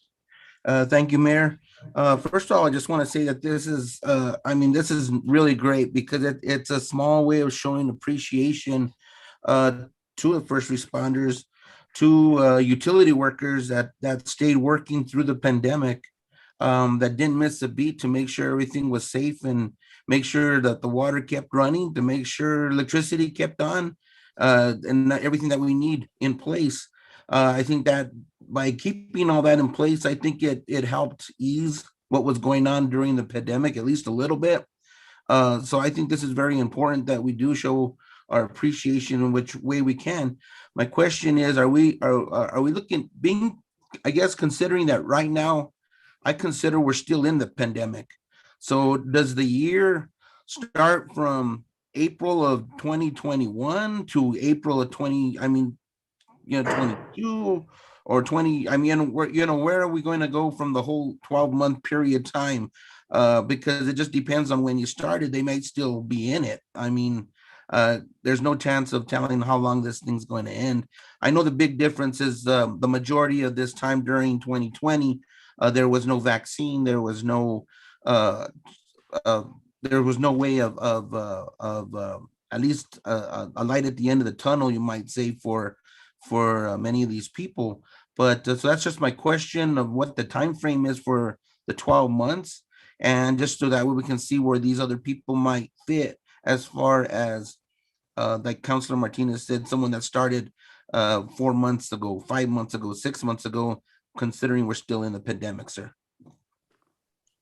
Honorable Mayor, members of the governing body, we wrote it that during the public health emergency that was declared by the governor, that started on March 11th, 2020. So that's where the clock, I guess, would begin, if you will, on the 12 months. And we determined the cutoff, I guess, when the governor opened up the state at the beginning of July. Thank you, sir. Thank you. Councilor Benavides. Thank you, Mayor. Just really quick for follow-up. Are we considering first responders only to be police officers and firefighters? That would be police officers, correction officers, or detention officers, firefighters, and the emergency services manager, and E911. Okay. I bring that up only because, during that time, I do remember our Public Works team to be out there as well. Whether it be, snow removal, roads, whatever they need to be. So that's just a question in my mind that, just clarifying. Councilor Peggy Sue Martinez? So my question deals with the E911 portion of this, being that we're their fiscal agent, we're really not their employer. So I'm just curious about that. Could you touch base on that, Mayor? That would be up to the body to decide whether or not, just like you said, that's something that we're willing to take on. But I think the city manager has a little bit more. That's great. Thank you, Honorable Mayor, members of the governing body. So we decided to include E911 because they are first responders. They were there day in and day out, 24/7, providing support and guidance to our first responders out in the field. We are their fiscal agent, and they're people that worked in the same situations that the rest of the city employees did. That's why I opted to include E911. But like I say, it's up to the governing body's discretion as to how they want to amend this resolution if they wanted to have it passed. I'm going to amend my previous motion, Mayor, to be inclusive of anybody that was hired during that time to get a ratioed amount, dividing whether they were a public safety employee by the number of months that would be, and dividing that into the number of months that they served us and providing them with that amount racially. Okay. So that they're not left out of the situation, especially if they're current employees. Man, that would certainly be a drag to have somebody that you just brought on 5 or 6 or 7 months ago, and everybody around them got their little check and they got completely left out. It just doesn't seem fair to me. I think it would probably be better if we did a ratioed amount for the amount of service that they've provided to our community. And I also believe that. And if you will allow me, since there may be other amendments, can we take one amendment at a time? Sure. So if I hear you correctly, the amendment is to prorate new Yes. employees Yes. at that $1,000 or $1,500 Yes. rate, Yes. depending on when they started. I Yes. have a motion for an amendment on the floor. Do I hear a second? Manny was the seconder of the original. We'll do each amendment Okay. at a time, so that way each amendment can stand on its own. So we have an amendment to prorate new employees. Do I hear a second? Second. Okay, we have a second from Councilor Manny Martinez. Is there any discussion on this amendment? All right, very well. I think it is well understood. Councilor Mayor Pro Tem Dennis Tim Salazar, go ahead.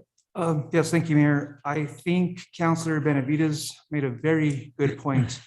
Our public works staff is on call all the time, and I feel that's just as important. So I would like to add that as well, that our public works staff should fall into that category with first responders as well. Okay, so that's perhaps a different amendment from where we're at. And just a note, I'm not necessarily for or against it, but when it came time to discussing first responders and their different pay, the recognition is the interaction that they had with the public, the interaction that they had with people that demanded much more physical and close contact with one another. And it wasn't necessarily the amount of work, or the quantity of work, or the time spent at work. And again, it's totally at the discretion and leisure of the governing body, but simply to make the recognition that first responders were physically touching, handling, and being next to the exposed virus, which may be different or may not be, depending on how you wish to discuss that from other employees. So that's just a comment that I wanted to make there. We will go back to the First Amendment that was on the floor for prorating new employees. Any other discussion there? Okay, so seeing none, we will take a voice vote on it. We have a amendment from Councilor Peggy Sue with a second from Manny Martinez. All of those in favor?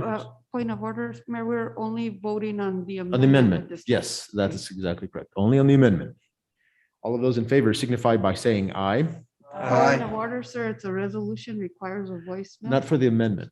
Not for the The amendment? amendment will be on the resolution, and then we'll take a roll call vote once that resolution is finally So we can, finalized. okay. So for the amendment, all of those in favor signify by saying aye. Aye. All of those opposed? Okay, so the First Amendment is ratified. Now, for further discussion, we are accepting any other motions for amendments, but we have a discussion here from City Manager. Go ahead. Yes, Honorable Mayor, members of the governing body, Council Peggy, so I guess a little bit of a clarification on that amendment. Are we doing it month by month on the prorated? How in deep do we want to prorate it? Is it by, In my opinion, it'd be easier to do 365 days, percentage of a year, and then percentage of $1,000 or $1,500. Right.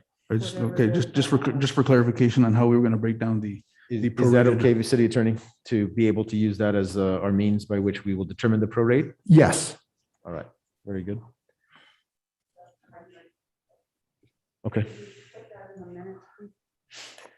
All right, yes, City Manager. Also, Mayor, and I just want to reiterate that what we considered the public health emergency that the governor declared was from March 11th, 2020 to, I guess, when the governor reopened, I believe it was July 1st. Is that correct? And when we'll clarify on that, but just to make sure that within that window of timeframe, is that correct, what we want to do? I would go back to your reference of what you had listed for the year's employment. So whatever your determination was for that year.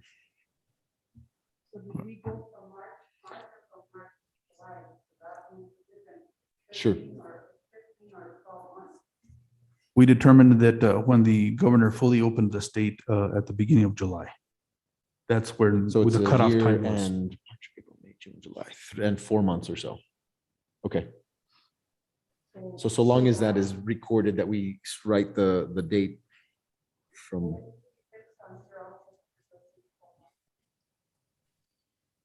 Okay, yeah. No, the 12 months of they had to work consecutive 12 months within the state of emergency.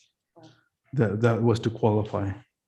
Was they had to work 12 consecutive months for the city of Espanola. And that 12-month period was determined from what day to what day? It began on March 11th, 2020. Okay. So then- if an employee got hired, say, June 2020, and they worked, and they're still working here with us as of June 2021, they would have qualified for that amount. Does that clarify? Okay, so then let's use the same year basis for determination of percentage prorated base. So it's not 365 days, then you're extending it. It is 365 for the sake of determining who qualifies. It is March to March. And so we will use that as the prorated basis. Is that okay? Can I offer a little? Yes, Maybe go ahead. perhaps some clarification. So I think that the time period would be March 20th or March 11th, 2020 through the date the governor reopened the state, which was July 1st, 2021. Exactly. If you worked for 12 consecutive months during that 15-month period, you had to work for 12 consecutive months during that 12, then you qualify. So the way I'm hearing the request for a pro rata distribution would be that the employee, let's say the employee was hired in June of 2021 and worked with the city for a month during the pendency of the public health emergency. Well, that month could receive a pro rata distribution Right. of the 12 months Right. that all the other employees are getting. It would be 1/12 basically of Right. what, yeah. So I think, That's fine. okay. All right. So you're using the 12 months and you can skirt it backward or forward as long as it was consecutive. And if it wasn't consecutive, if they had any employment during that amount of time, then that's the amount that becomes prorated at 1/12 per month. Exactly, Counselor, you. yes. Yes. Counselor Manny Martinez, go ahead. Thank you, Mayor. I just wanted to, with what Dennis, with what Mayor Pro Tem Dennis Salazar said, I think it is important that we do add the public works to that as essential workers because they were considered essential workers labeled by the governor at the time of the pandemic that they were going to have to work at the time, along with public safety or with anybody else in that category. All utility workers were named there, sir. So I think that would be a consideration to add them to that, sir. Thank you for the commentary. Councillor Peggy Sue Martinez. Thank you, Councilor Manny Martinez. I'll also reiterate that the documents that I'm reading, which are the questions and answers to questions concerning this funding, does talk about water, sewer, and broadband. So anybody that was working in those is actually considered a frontline worker. And especially here at the city, I mean, there were times where we had our window open for payment, and those ladies were exposed to numerous people on a daily basis. I mean, really think about it. I mean, 3,000 accounts and maybe half of them walk in to pay. That's a lot of exposure. So I think we should consider that also. Thank you, Councilor Martinez. All right, and just for the sake of clarification, we can make a motion for that amendment, but also for the sake of clarification, the window was closed for a good period of time, not the whole time. So I understand the need to recognize both sides, but it does need to be made known that the lobby had been closed for some time as we were only accepting payments via the window slot of checks or otherwise. But of course, we're here to entertain whatever the council wishes. So is there a motion, or do we move on with other questions? Councilor Denise Mayor, Benavides. I'll move to add the Public Works team. And when I talked Public Works team, I really wasn't talking about any of the frontline utility type employees. I was talking more about the actual Public Works team that were out there doing what they do best, and yes, intermingling with whoever they needed to be able to get, the job done. So I'd like to make that motion to include them as essential workers because the program does call for that. Second. Very good. We have a motion for another amendment. We'll call this amendment number 2 to include public works workers. But again, Who exactly is that? that's what we're going to have to clarify. But before I finish with that and a recognition of a second from Mayor Pro Tem Dennis Tim Salazar, we do have to delineate what that means. And for clarification, we have City Manager. Thank you, Honorable Mayor and members of the governing body. So we do definitely need clarification on public. So we're going to say blank slate of public works workers. That would include both water, wastewater, and streets. And administrative staff within those departments as well. Right. Because that's all in general, right? Because the Public Works Department oversees all those departments. So that's why we need a clarification in regards to, so we know. I just think it's streets. I would not include administrative staff. I would leave that at 1,000. So for the sake of discussion, do we wish to bring that up? And the only reason that I want to make the clarifications that I'm making is not to advocate for or against, but only to advocate the recognition that once we open up that Pandora's box, we then have to almost go person by person. And so that's going to be something that this body is going to have to decide if it wants to go down that path. So for that discussion, do we have any other questions about who in the Public Works Department should or should not be included? Councilor Peggy Sue Martinez. I just have a question. Does the funding give us those dollar amounts exact? No, it is up to, it is at the discretion of this body. Instead of picking and choosing, is it possible that we could just raise everybody else to 1,200? Instead of picking and delineating, oh, you got exposed, oh, you weren't that exposed or whatever. Well, that's precisely what this is. I mean, it's $1,000 and $1,500. And the general recommendation for first responders at the 1,500 was exactly that. Yeah, but Anybody who had close contact with people, and in particular. That being my point, Mayor, that there are other entities that did have close contact with other people. We have water workers that make $12 an hour that were out there connecting new services and talking to the people front line.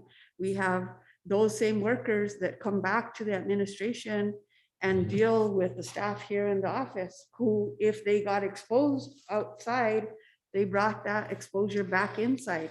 So there was a risk here also. It wasn't only if you went out. I mean, there was a risk coming in and out of this area also. Councilor Benavides, go ahead. Allows for that, because even though they were out and came in and discussed with administrative staff, I don't think the program covers that. I think when it's talking water, wastewater, those type of folks, I think it just is streets and wastewater. I don't think that the program covers the administrative staff. I mean, if we want to give them more money, then we can. I mean, that's up to us. There's no way that anybody in this community could have been provided water without the staff here at the office. So I'll throw my 2 cents in, which is what I agree with. And like you said, we had our public works folks going out, coming back in. In my opinion, and I think this was true, and anybody can correct me if I'm wrong, but all city business was considered essential.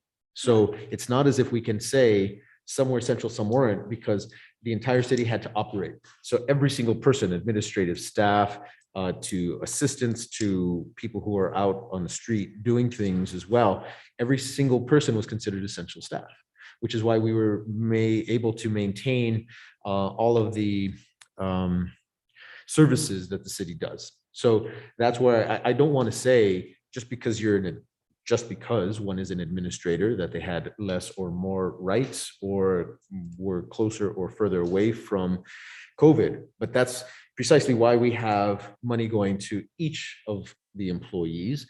The only distinction, in my opinion, should be at what level do we recognize some with more and others with less? What is that distinction going to be? City manager, do you want to say something? No, I just want to make a clarification that we're not defining essential and non-essential. It's first responders and non-first responders. Yes, I see that. Go ahead. Honorable Mayor, members of the governing body. I just did want to mention, just to clarify a little too, though, when the employees were allowed to work the telework schedule, everybody who was on standby or out on the field crew were not allowed that schedule as well. And city manager can correct me if I'm wrong, but I just did want to mention that. So they weren't afforded that possibility, whether they had kids or whatever as well. They had to hold their standby and be out on the field. So Water and wastewater. yeah, and streets as well And too. streets. Yes. So what is the pleasure of the city council? Mr. Chief Padilla.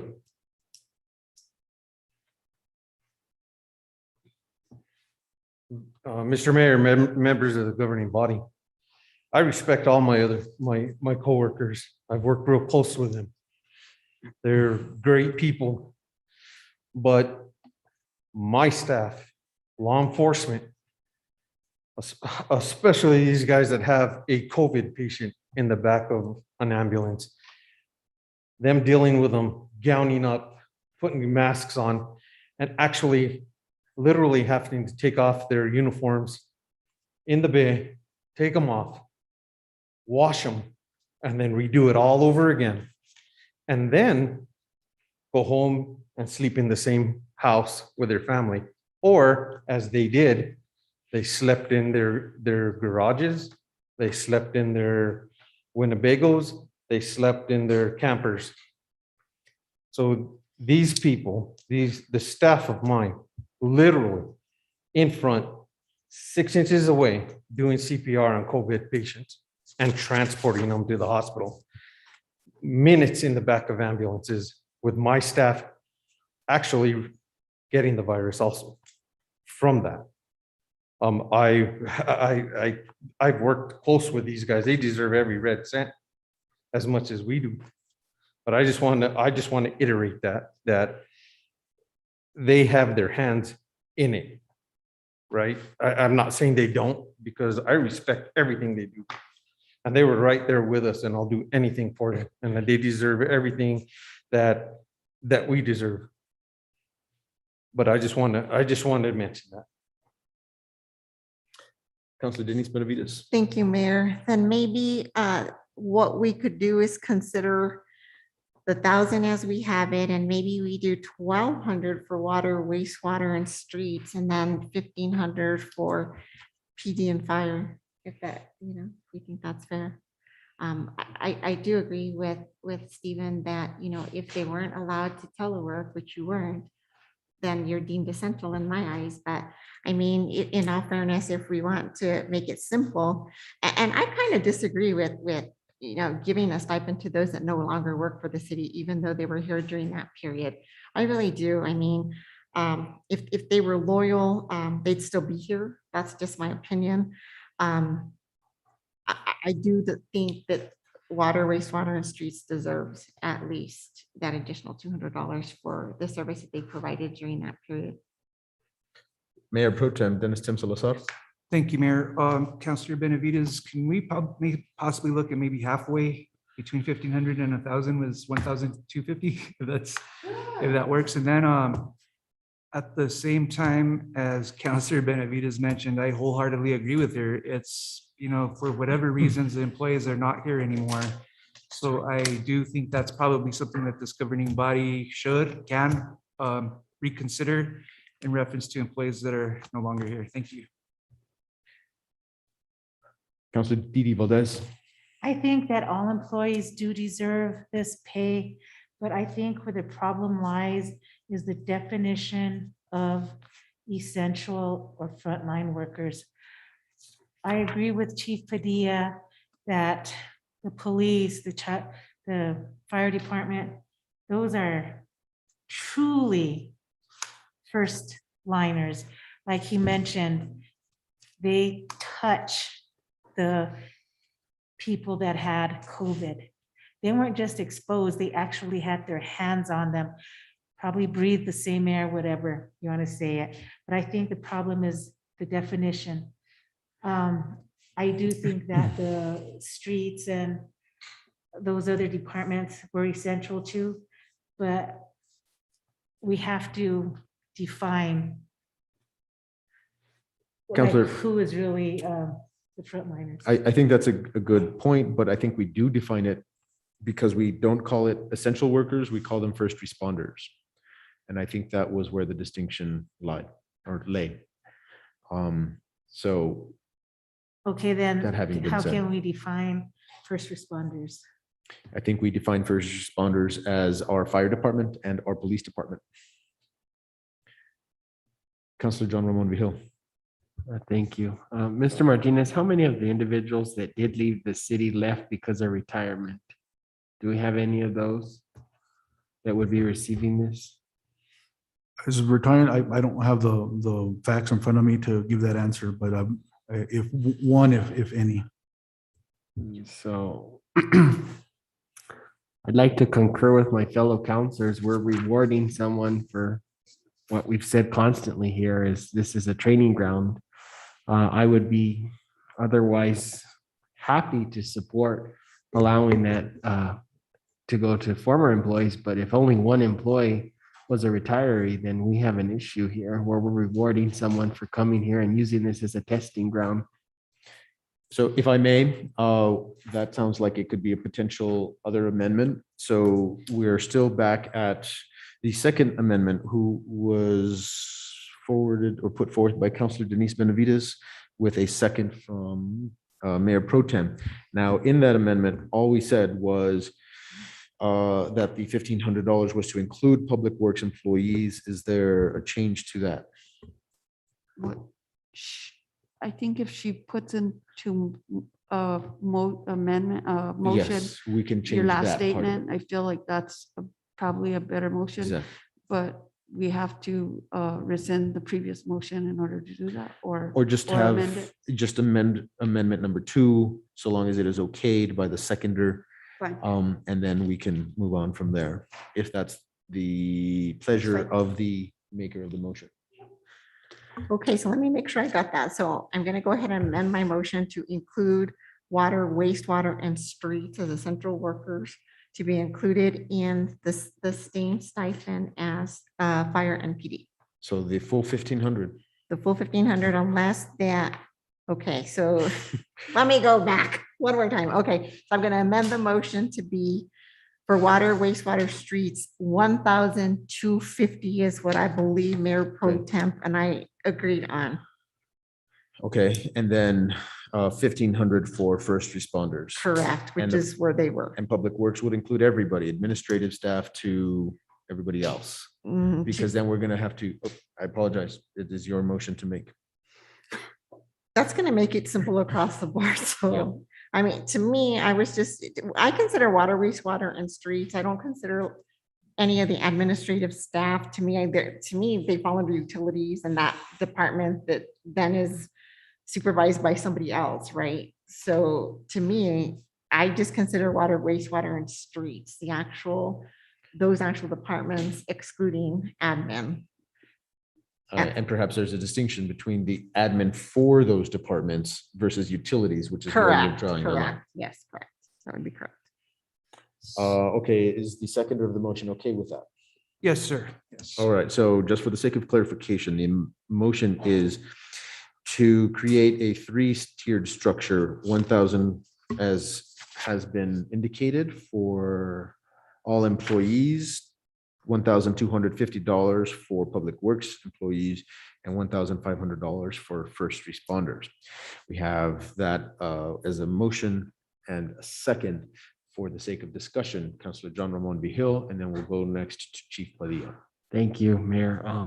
So we're going into administrative staff and we're trying to delineate, Counselor Benavides, between the staff that didn't have direct contact with the public, but the court did actually have contact with public too. So we go into another direction with that. They were doing temperature checks. They were actually being exposed to people. Actually, the court closed down for. They were for open period- for, a no, long they were period of time. open. Yeah, they were open.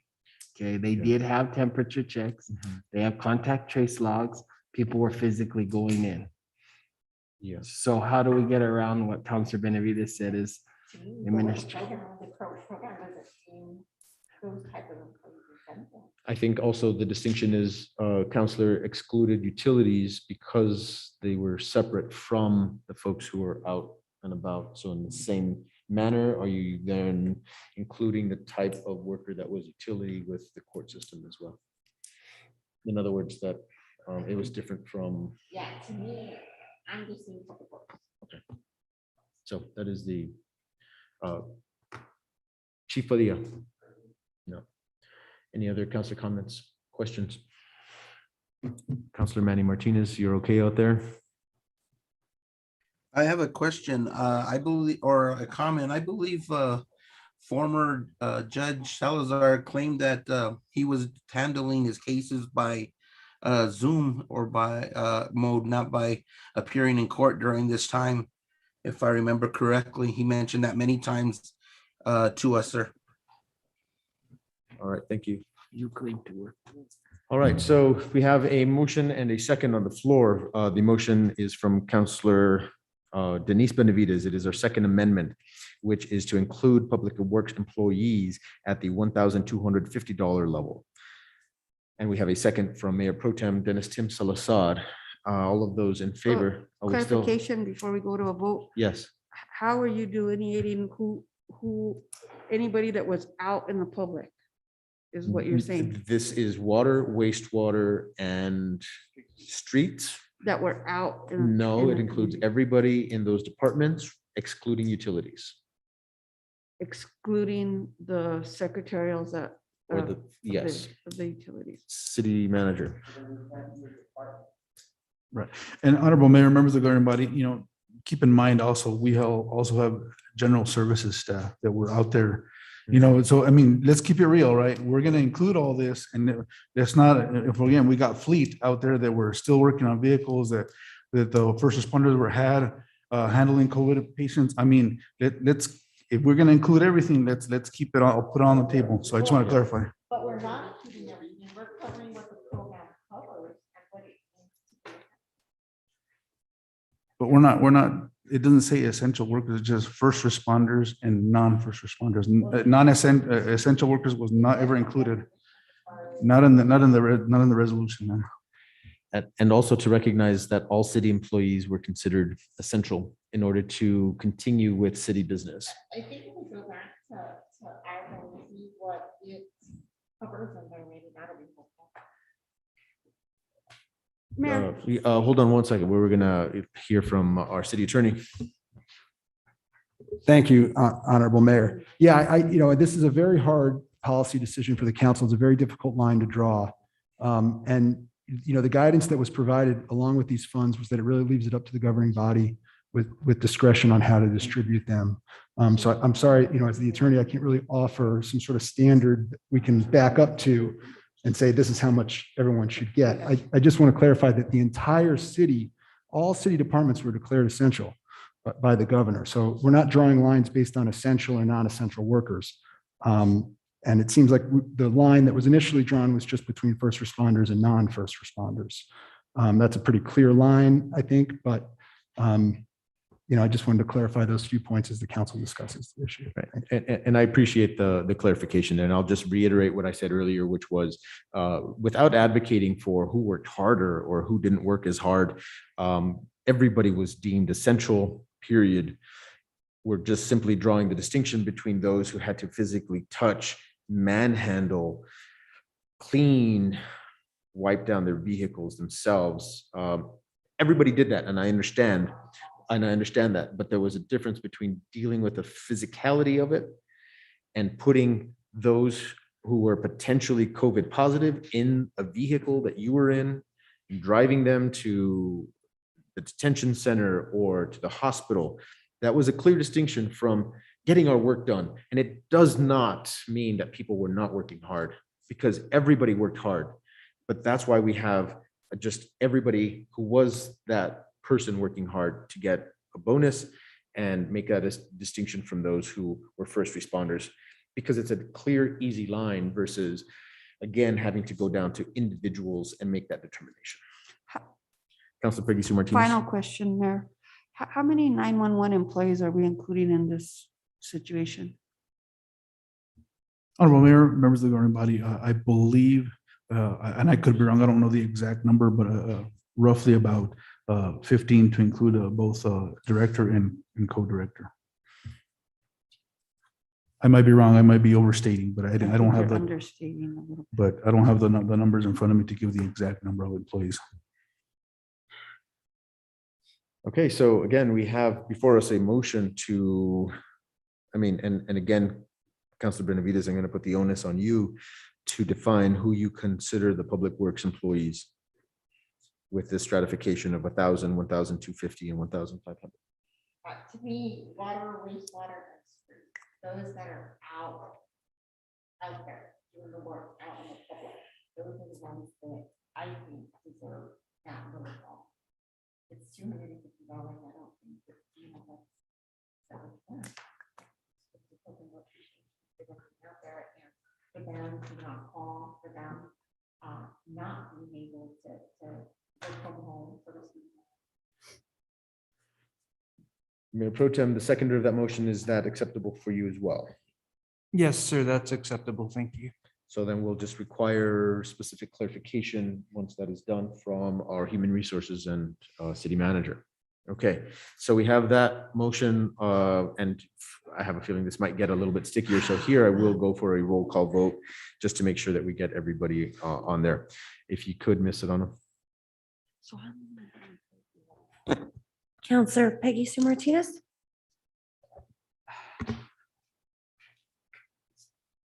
I'm going to vote in favor of this, but I still feel like we need to have some work to do here. Counselor John Ramon Villal. For the motion. Counselor Manuel J. Martinez. In favor? Counselor Denise D. Benavides. In favor. Counselor Dorothy D. Valdez. For the motion. Mayor Pro Tem Dennis Tim Salazar. For the motion. Motion carries. Okay, so moving on to any other discussions or questions about anything that we'd like to amend on this resolution.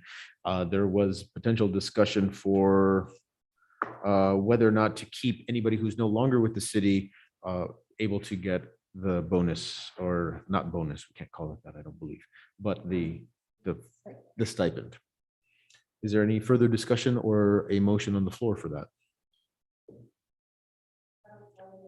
That's okay. We were talking about the potential discussion on whether or not those who are no longer working for the city should be eligible for this. Motion for purposes of discussion. Very well. What is the Second. motion, sir? Well, the motion is what the stated. Okay, so in Yeah, other that words, was to the- not that's- yeah. allow those who are no longer working And to that- receive the and from stipend. this point, we can amend that. So we have a motion from Councilor John Ramon Hill with a second from Councilor Denise Benavides. For the sake of discussion, Mayor Pro Tem. Yes, thank you, Mayor. I know Counselor John Ramon Hill asked the question about a retiree. I think that retiree probably deserves it because, you know, they worked hard and they retired from our city. So I would just like to maybe, in reference to that, that should be the one exception if it's just one retiree. And besides that, everybody else, just as Counselor John Ramon Hill stated. So I'd like to amend the motion to state specifically for the retiree Or retirees. We'll just or say the other retiree. retirees. If they're no longer with the city for the sake of Yeah. retirement. Okay, but that's my motion. Okay, Councilor Benavides, are you? I'm okay with that? amending the motion that was on the floor. All right, for further discussion, Yes. Councilor John Ramon Hill. Thank you. I really think it's important that we don't reward people who aren't loyal to this city. We have so much consistent turnover and a lot of it is because of our pay. And I understand in our service worker positions, for instance, at parks and utilities and such. But we need to reward the employees that have here stuck it out and the longevity. And if we do this, I think we're setting a bad precedence by rewarding that behavior. And so that's why I'm in favor of this amendment to the current motion, to be specific. Any other councilor comments or questions?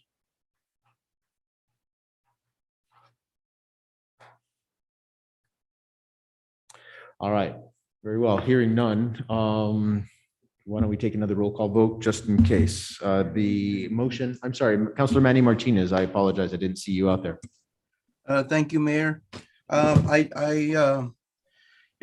believe this kind of shows that we really have to do a lot of work. This is not by no pertaining to this directly, but it's just showing that we have a lot of work to do to be able to bring up our employees up to par when it comes to pay, so that we don't have this issue of people leaving for these reasons and then having to go through this and decide whether they deserve it or don't deserve it when it comes to a bonus. But this just shows how much work we have to do to find money to be able to bring up these employees to their properly pay level, especially when it comes to our surrounding areas, sir.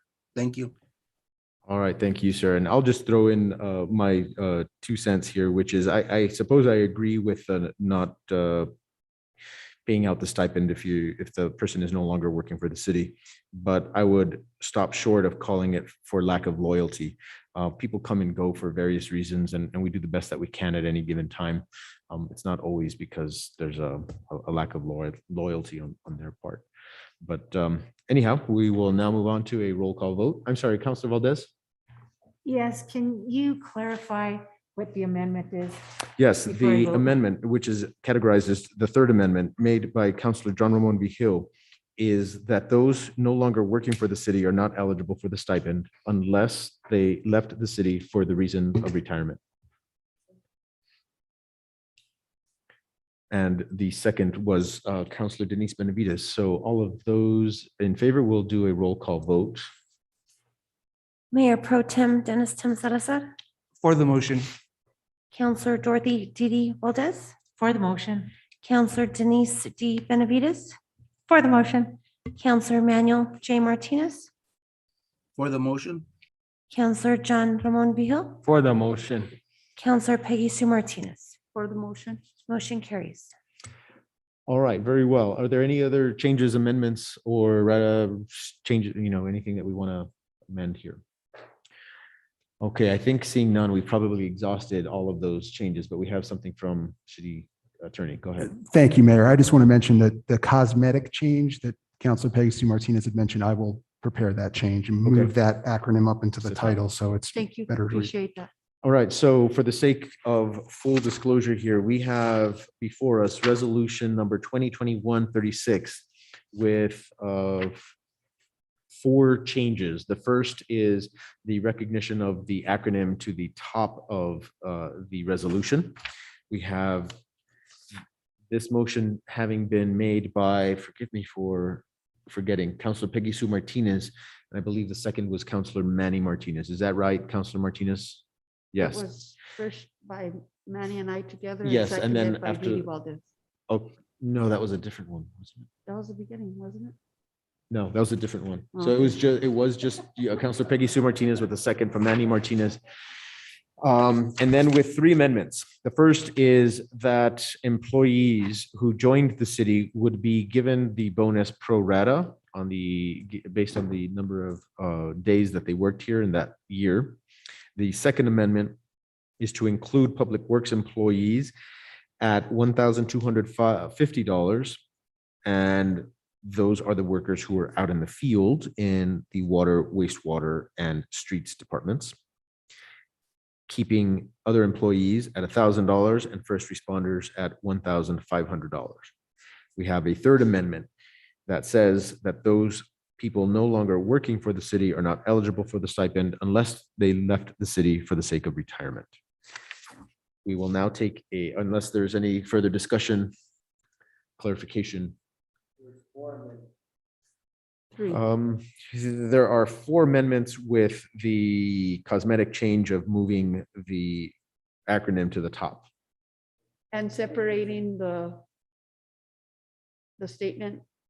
correct? Yes, and then with the original change of making the second sentence number 2 to number 3, moving number 3 to number 4. Sure. Yes, exactly. Exactly. That's not a true amendment. All right. Any other comments, questions, or discussion? We'll now take a roll call vote on this resolution. Vámonos. And we still have a lot more to go on the agenda. Thank you very much. Vámonos. Counselor Peggy Sue Martinez, Adelante, Española, yes. Counselor John Ramon Vijil, For the motion. Counselor Manuel J. Martinez, Yes, ma'am. Counselor Denise D. Benavides, In favor. Counselor Dorothy Didi Valdez, For the motion. Mayor Pro Tem Dennis Tim Salazar. For the motion. Motion carries. All right, very well. We'll go speedily along to letter J, consideration of approval of purchase of emergency medical services transport vehicle. We have before us Chief Padilla.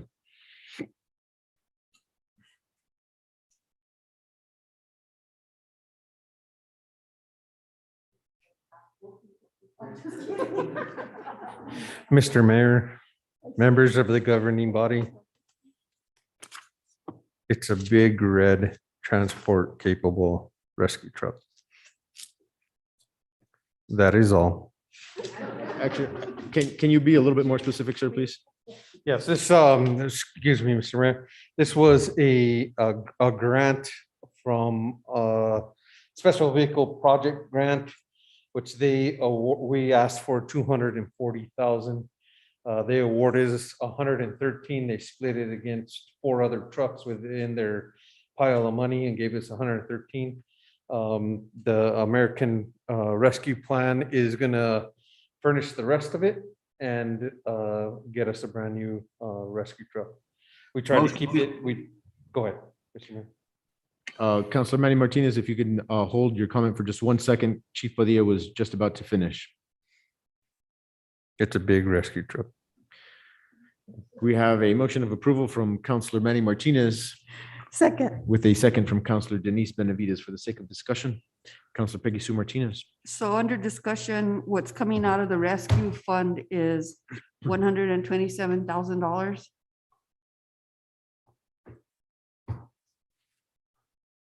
No, it looks like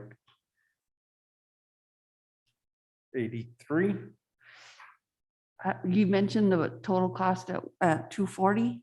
No. That is what we requested for the grant. Oh, okay. We did okay. not receive Okay, that. I So understand. what we did is we, So, okay, I got you. Thank you. yes, ma'am. All right, very well. So do we have any other council comments or questions? Is the ambulance correct? Yes, ma'am. Thank you. Do we have the manpower to support the EMS vehicle? At this point, we do. It's a replacement vehicle to our last special vehicle project grant that was given to us in 2011, and we received one in 2006. So what happens to the old vehicle? The third vehicle, the first one we got in 2006 is going to either go up for auction, and we were trying to give it to a EMS service that is in need of a used unit, because it's still a good used unit. And the one we have now will go back in as a reserve truck, a backup truck. Very good. All right, so seeing no further discussion, we have a motion from Councilor Manny Martinez with a second from Councilor Peggy Sue Martinez. I'm sorry, from Councilor Denise Benavides. All of those in favor signify by saying aye. Aye. All those opposed? All right, very good. We will purchase the vehicle. Thank you. Thank you, sir. Next, we'll go to letter K, consideration of approval for the purchase of mower. We have before our street supervisor Elijah Morris.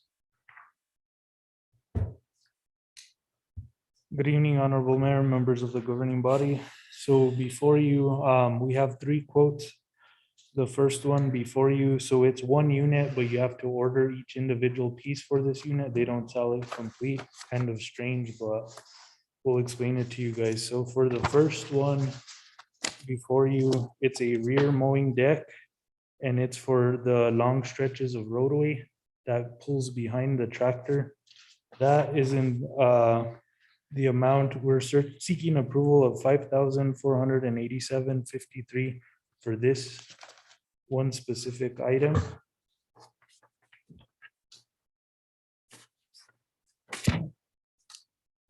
Do you guys want to go line item by line item, or, okay, so to get approval for the mower going by the agenda, we're seeking approval in that amount.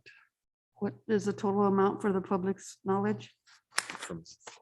So the total amount for this specific item, do you want the total for all 3 or just each one individually? For the whole mowing mechanism. Okay, so for the whole mowing mechanism, it's $149,411.48. Motion to approve. We have a motion of approval from Councilor Peggy Sue Martinez with a second from Councilor John Ramon Vigil. Under discussion. For discussion, Councilor John Ramon Vigil.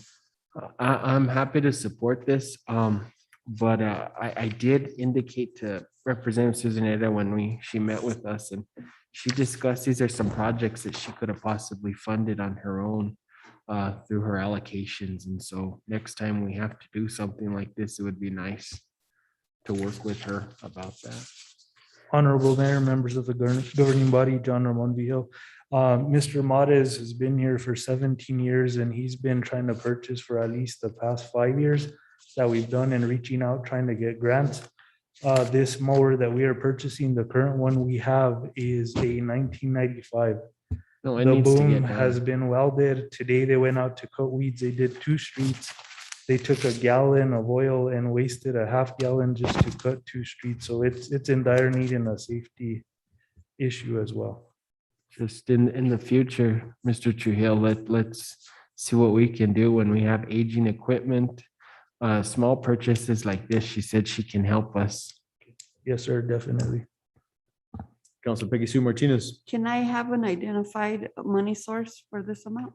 Yes, it's a line item number 302, Capital Projects Fund. We have 350,000 in that line item. Thank you, Mr. Trujillo, and thank you, Elijah, for your efforts. And definitely, this is something that is very necessary, especially where we have drainage ditches in neighborhoods and things like this. The last thing we want is to be responsible for a drainage issue happening or not happening, and a constituent getting flooded. So this is very critical, and I'm excited to order this and get it here. So thank you both. Thank you. Anybody else out there? All right, seeing no further questions, we have a motion on the floor with a second. All of those in favor signify by saying aye. Aye. All those opposed? All right, we're purchasing a new mower. Thank you very much. The motion passes. We'll go on now to letter L, consideration of approval of the purchase of the street sweeper. Once again, Mr. Elijah Matas and Mr. Stephen Trujillo. Honorable Mayor, members of the governing body, before you is a street sweeper. The streets department is looking to purchase. Also in the 302 line item capital projects funds. The amount, so it's on CES contract. The original amount was $213,504. They gave us a discount of 2%, which takes off $4,270, making our net total $209,234. This street sweeper, they brought it so the guys could do a demo here through the streets department. They usually have a dual steer, meaning which two people drive it at the same time. Mr. Matas feels that with our staffing issue and that this one is a single steering unit, it's a lot cheaper than the double steering, and it has a camera. So it does also have the safety issue, but that'll be adequate for what we need here in the city. So we also have two street sweepers moving at the same time. Because when we have one that's down, that disables the entire sweeping for the streets department. So it's always good to have a backup. Motion to approve. Second. I have a motion of approval from Councilor Peggy Sue Martinez with a second from Mayor Pro Tem Dennis Tim Salazar. For question or comments? I love the street sweeper. Thank you very much for getting this on there. All right, very well. Do we have anything else? All of those in favor signify by saying aye. Aye. All of those opposed. We have a new street sweeper. Thank you. Thank you. Okay, so letter M, consideration of approval for water and sewer system improvement projects. Presentation here by Mr. Stephen Trujillo.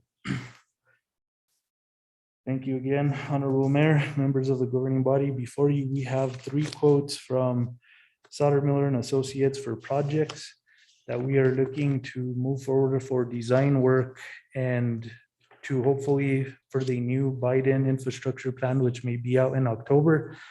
If we're able to get these projects shovel ready, we have a better chance of getting the funding to complete these projects, and I'll go one by one. So proposal number 1A is a Riverside Drive water and sewer line replacement project. This would be from the intersection of Fairview Lane and Riverside Drive and head south down to the intersection of Dandy Burger and Santa Clara Bridge Road.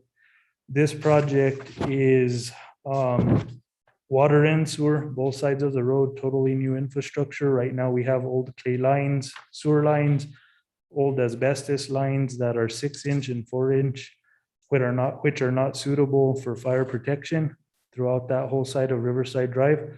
I have prioritized this one as my number one project. So with this one, if you've had a chance to review, it has proposal 1A and 1B. 1A is the design portion of this project, and it is in the amount of $267,334.96. With this, I've also wanted to include proposal 1B, which is an additional $327,308.75.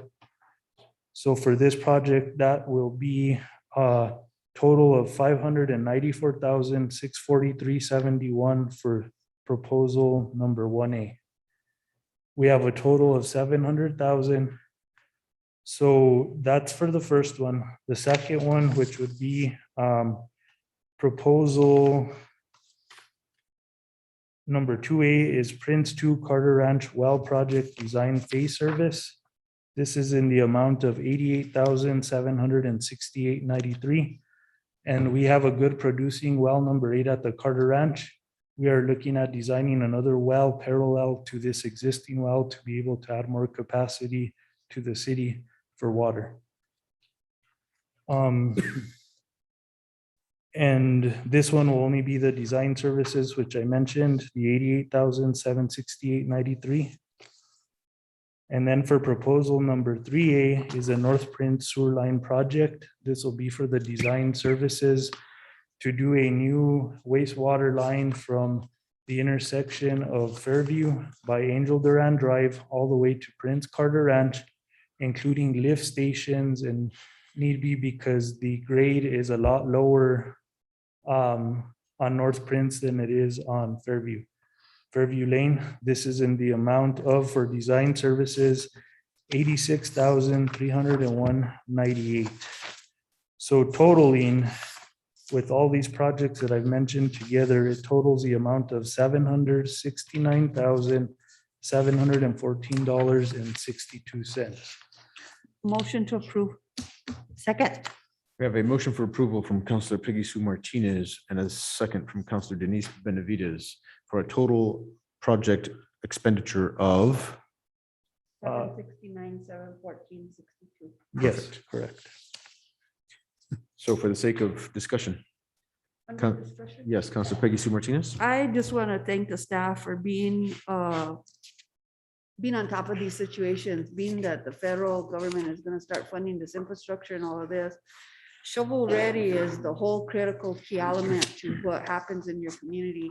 So if we don't invest and get some of this ready to go, we're dead in the water for any other federal funding that's coming in. So this is so, so critical, so critical. And the projects that you've mentioned are three very critical projects that this community has been waiting on for years and years and years.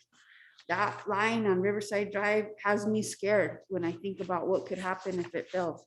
So I think it's very, very important that we move forth with these projects, and I appreciate your efforts and your time and your energy getting this project ready to be shovel ready. So thank you so much, Mr. Khalid. Thank you.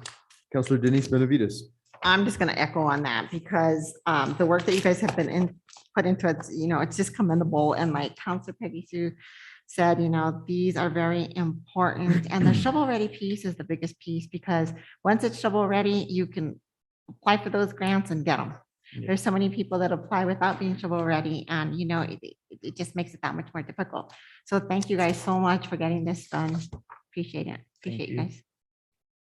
All right, very good. And the typical question that we ask is, where is this money coming from? So this funding is coming from the ARP funding, which the city of Espanola received. We're receiving some this year and some next year. So hopefully with the amount next year, we'll be able to go through the contract service for the other two that I mentioned, if we don't get the funding to fund all three. If not, we had a total of 5 projects. So the other one is an outfall rehabilitation at the wastewater treatment plant that hasn't been rehabilitated, and also adding more capacity to our wastewater treatment facility. But that's in the $20 to $30 million range. So it's something that we're trying to get ready to have all these shovel ready. So we do have a plan moving forward to try to get all this stuff shovel ready. Excellent. Thank you, sir. We have a motion from Counselor Peggy Sue Martinez with a second from Counselor Denise Benavides. All of those in favor signify by saying aye. Aye. Anyone opposed? I think Counselor Manny Martinez. I'm sorry, Counselor Manny Martinez, go ahead. Okay, sir. That's okay, sir. It's already passed, so we're good. But I just wanted to make a comment. First of all, to thank him for getting this work ready. Just to echo the fellow counselors on how important it is to get the shovel ready projects. I would like to see if maybe you can work on some shovel ready projects for some of the roads here in Espanola. I know there's many roads that need not just a repave, but they also, or a surfacing, but they need a complete reconstruction in some areas. So I'd like to see if maybe we can look at getting some of those shovel ready so that when this money does come down the pike, or when we go to the legislature, that we have them ready to go as well, sir. Thank you. Honorable Mayor, members of the governing body, Councilor Manuel Martinez, we did receive 2 MAP and co-op fundings to repair some roads. With that, we're going to continue on North McCurdy Road with one of them to continue the patches that we did, and hopefully it has to be a section at a time, but we will see progress eventually that it's all complete. The other one was Fairview Extension, to complete that with sidewalks, both walking lanes on both sides of the road, because that was a concern of the public as well. So that's something that we have funding for, and we will be working on soon as well too. So we are working on it, and this ARP funding was only for infrastructure, just for the listening public. So that's why we weren't able to include any street designs in this. So just so everybody's aware. Thank you, sir. All right, very well. And we already passed that, right? All right, very good. Now we'll go on to letter N, selection of a voting delegate and alternate for the 2021 New Mexico Municipal League annual conference to be held from August 31st through September 3rd, 2021. Ms. Serrano. Good evening, Honorable Mayor and members of the governing body. The 64th Annual Conference of the New Mexico Municipal League will be held August 31st through September 3rd in Albuquerque, with the annual business meeting on Thursday, September 2nd, where President-elect, Vice President, Treasurer, and 3 directors at large will be elected. Each member municipality in good standing that is registered and attending the annual conference shall be entitled to 1 delegate vote in electing officers, deciding municipal policy, and voting upon all other questions at the annual business meeting. The vote of the municipality is cast by the voting delegate, or in his or her absence, the alternate who is selected by the governing body. The New Mexico Municipal League does require that the selection of a voting delegate and alternate be placed on the agenda and selected by you, the governing body, and must be persons planning to attend the conference. This year's attendees are as follows: Councillor John Ramon Vigil, Mayor Pro Tem Dennis Tim Salazar, and Mayor Javier E. Sanchez. Once you make your selection on who you would like to be the delegate and the alternate, I have to submit this to the New Mexico Municipal League by August the 27th.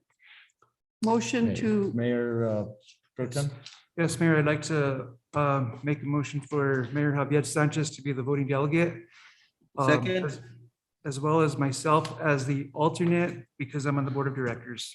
Second, sir. All right, we have a motion on the floor with a motion from Mayor Pro Tem with a second from Councilor Manny Martinez.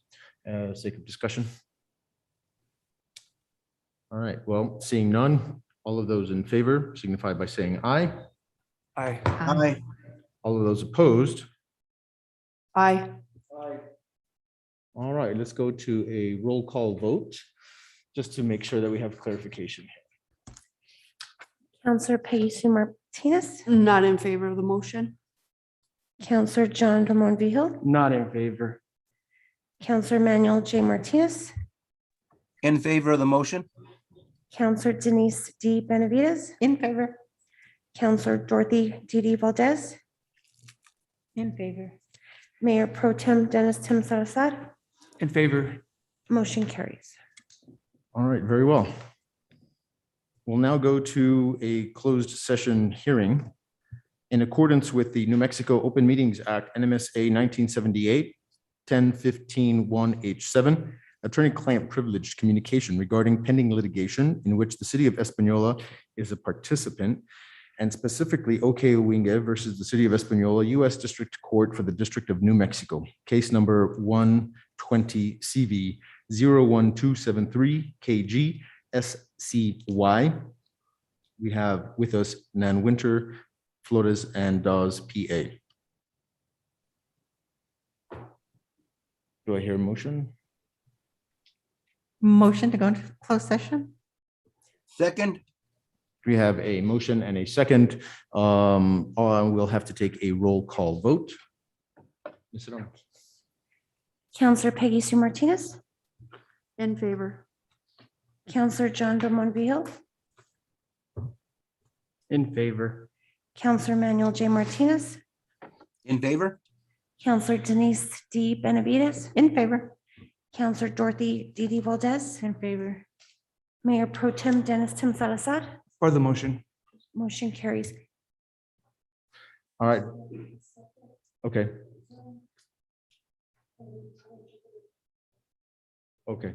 Interpreters, thank you very much for your services today, and it's always a pleasure. In fact, I was hoping that it wouldn't be too much of a difficulty with the masks on. I know that you can sign with just the voice, but thank you so much. We appreciate you. You have a good night. All right.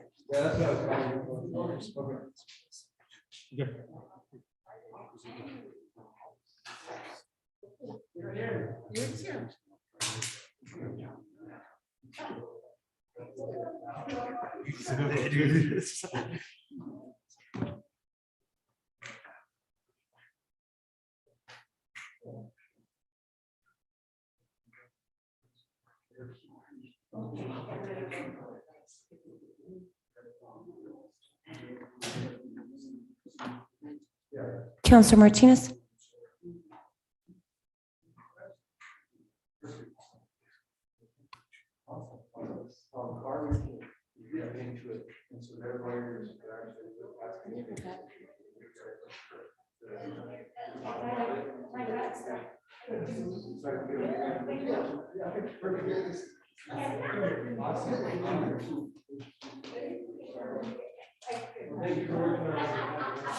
You're right. You know, you were thinking, and I didn't put things together.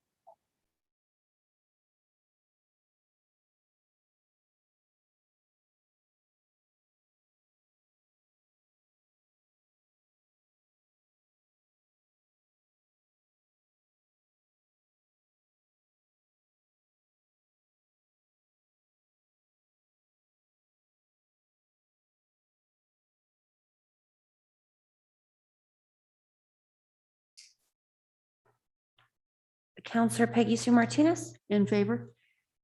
Counselor Emmanuel J. Martinez, In favor? Counselor Denise D. Benavides, In favor. Counselor Dorothy D. Valdez. For the motion. Motion carries. All right, very well. We are now in open session. Do we hear any motions? Motion to approve the settlement agreement between the city of Espanola and OK Wenge Pueblo, Second? right-of-way agreement. Very good. We have a motion from Counselor Peggy Sue Martinez to accept the conditions of the settlement agreement between the city of Espanola and OK Owinge, and a second from Counselor Didi Valdez. Is there any discussion? Under discussion, Mayor, I'm just very pleased to get this presented to this governing body and hopefully approved by both entities. Thank you, Counselor. Anyone else? City Manager. Yes, Honorable Mayor, members of the governing body. So I just want to clarify as well that we're obligated within the 15 days of signing this agreement, we initially make our first payment of 40,000. Very well. Do we have, can we take a roll call vote? I'm sorry, Counselor Manny Martinez, go right ahead. I apologize. That's okay, sir. I just want to echo Counselor Martinez. I'm glad to see that this is finally taking place. Hopefully, this will be a start to some future workings together with OK Wenge in other areas that we can agree upon and make betterment for our city and our valley, sir. Very well, thank you. Okay, so my apologies. We have a motion from Counselor Peggy Sue Martinez with a second from Counselor Didi Valdez to approve the agreement. Can we take a roll call vote? Counselor Peggy Sue Martinez, In favor? Counselor John Ramon Vihil, For the motion. Counselor Emmanuel J. Martinez, In favor? Counselor Denise D. Benavides, In favor.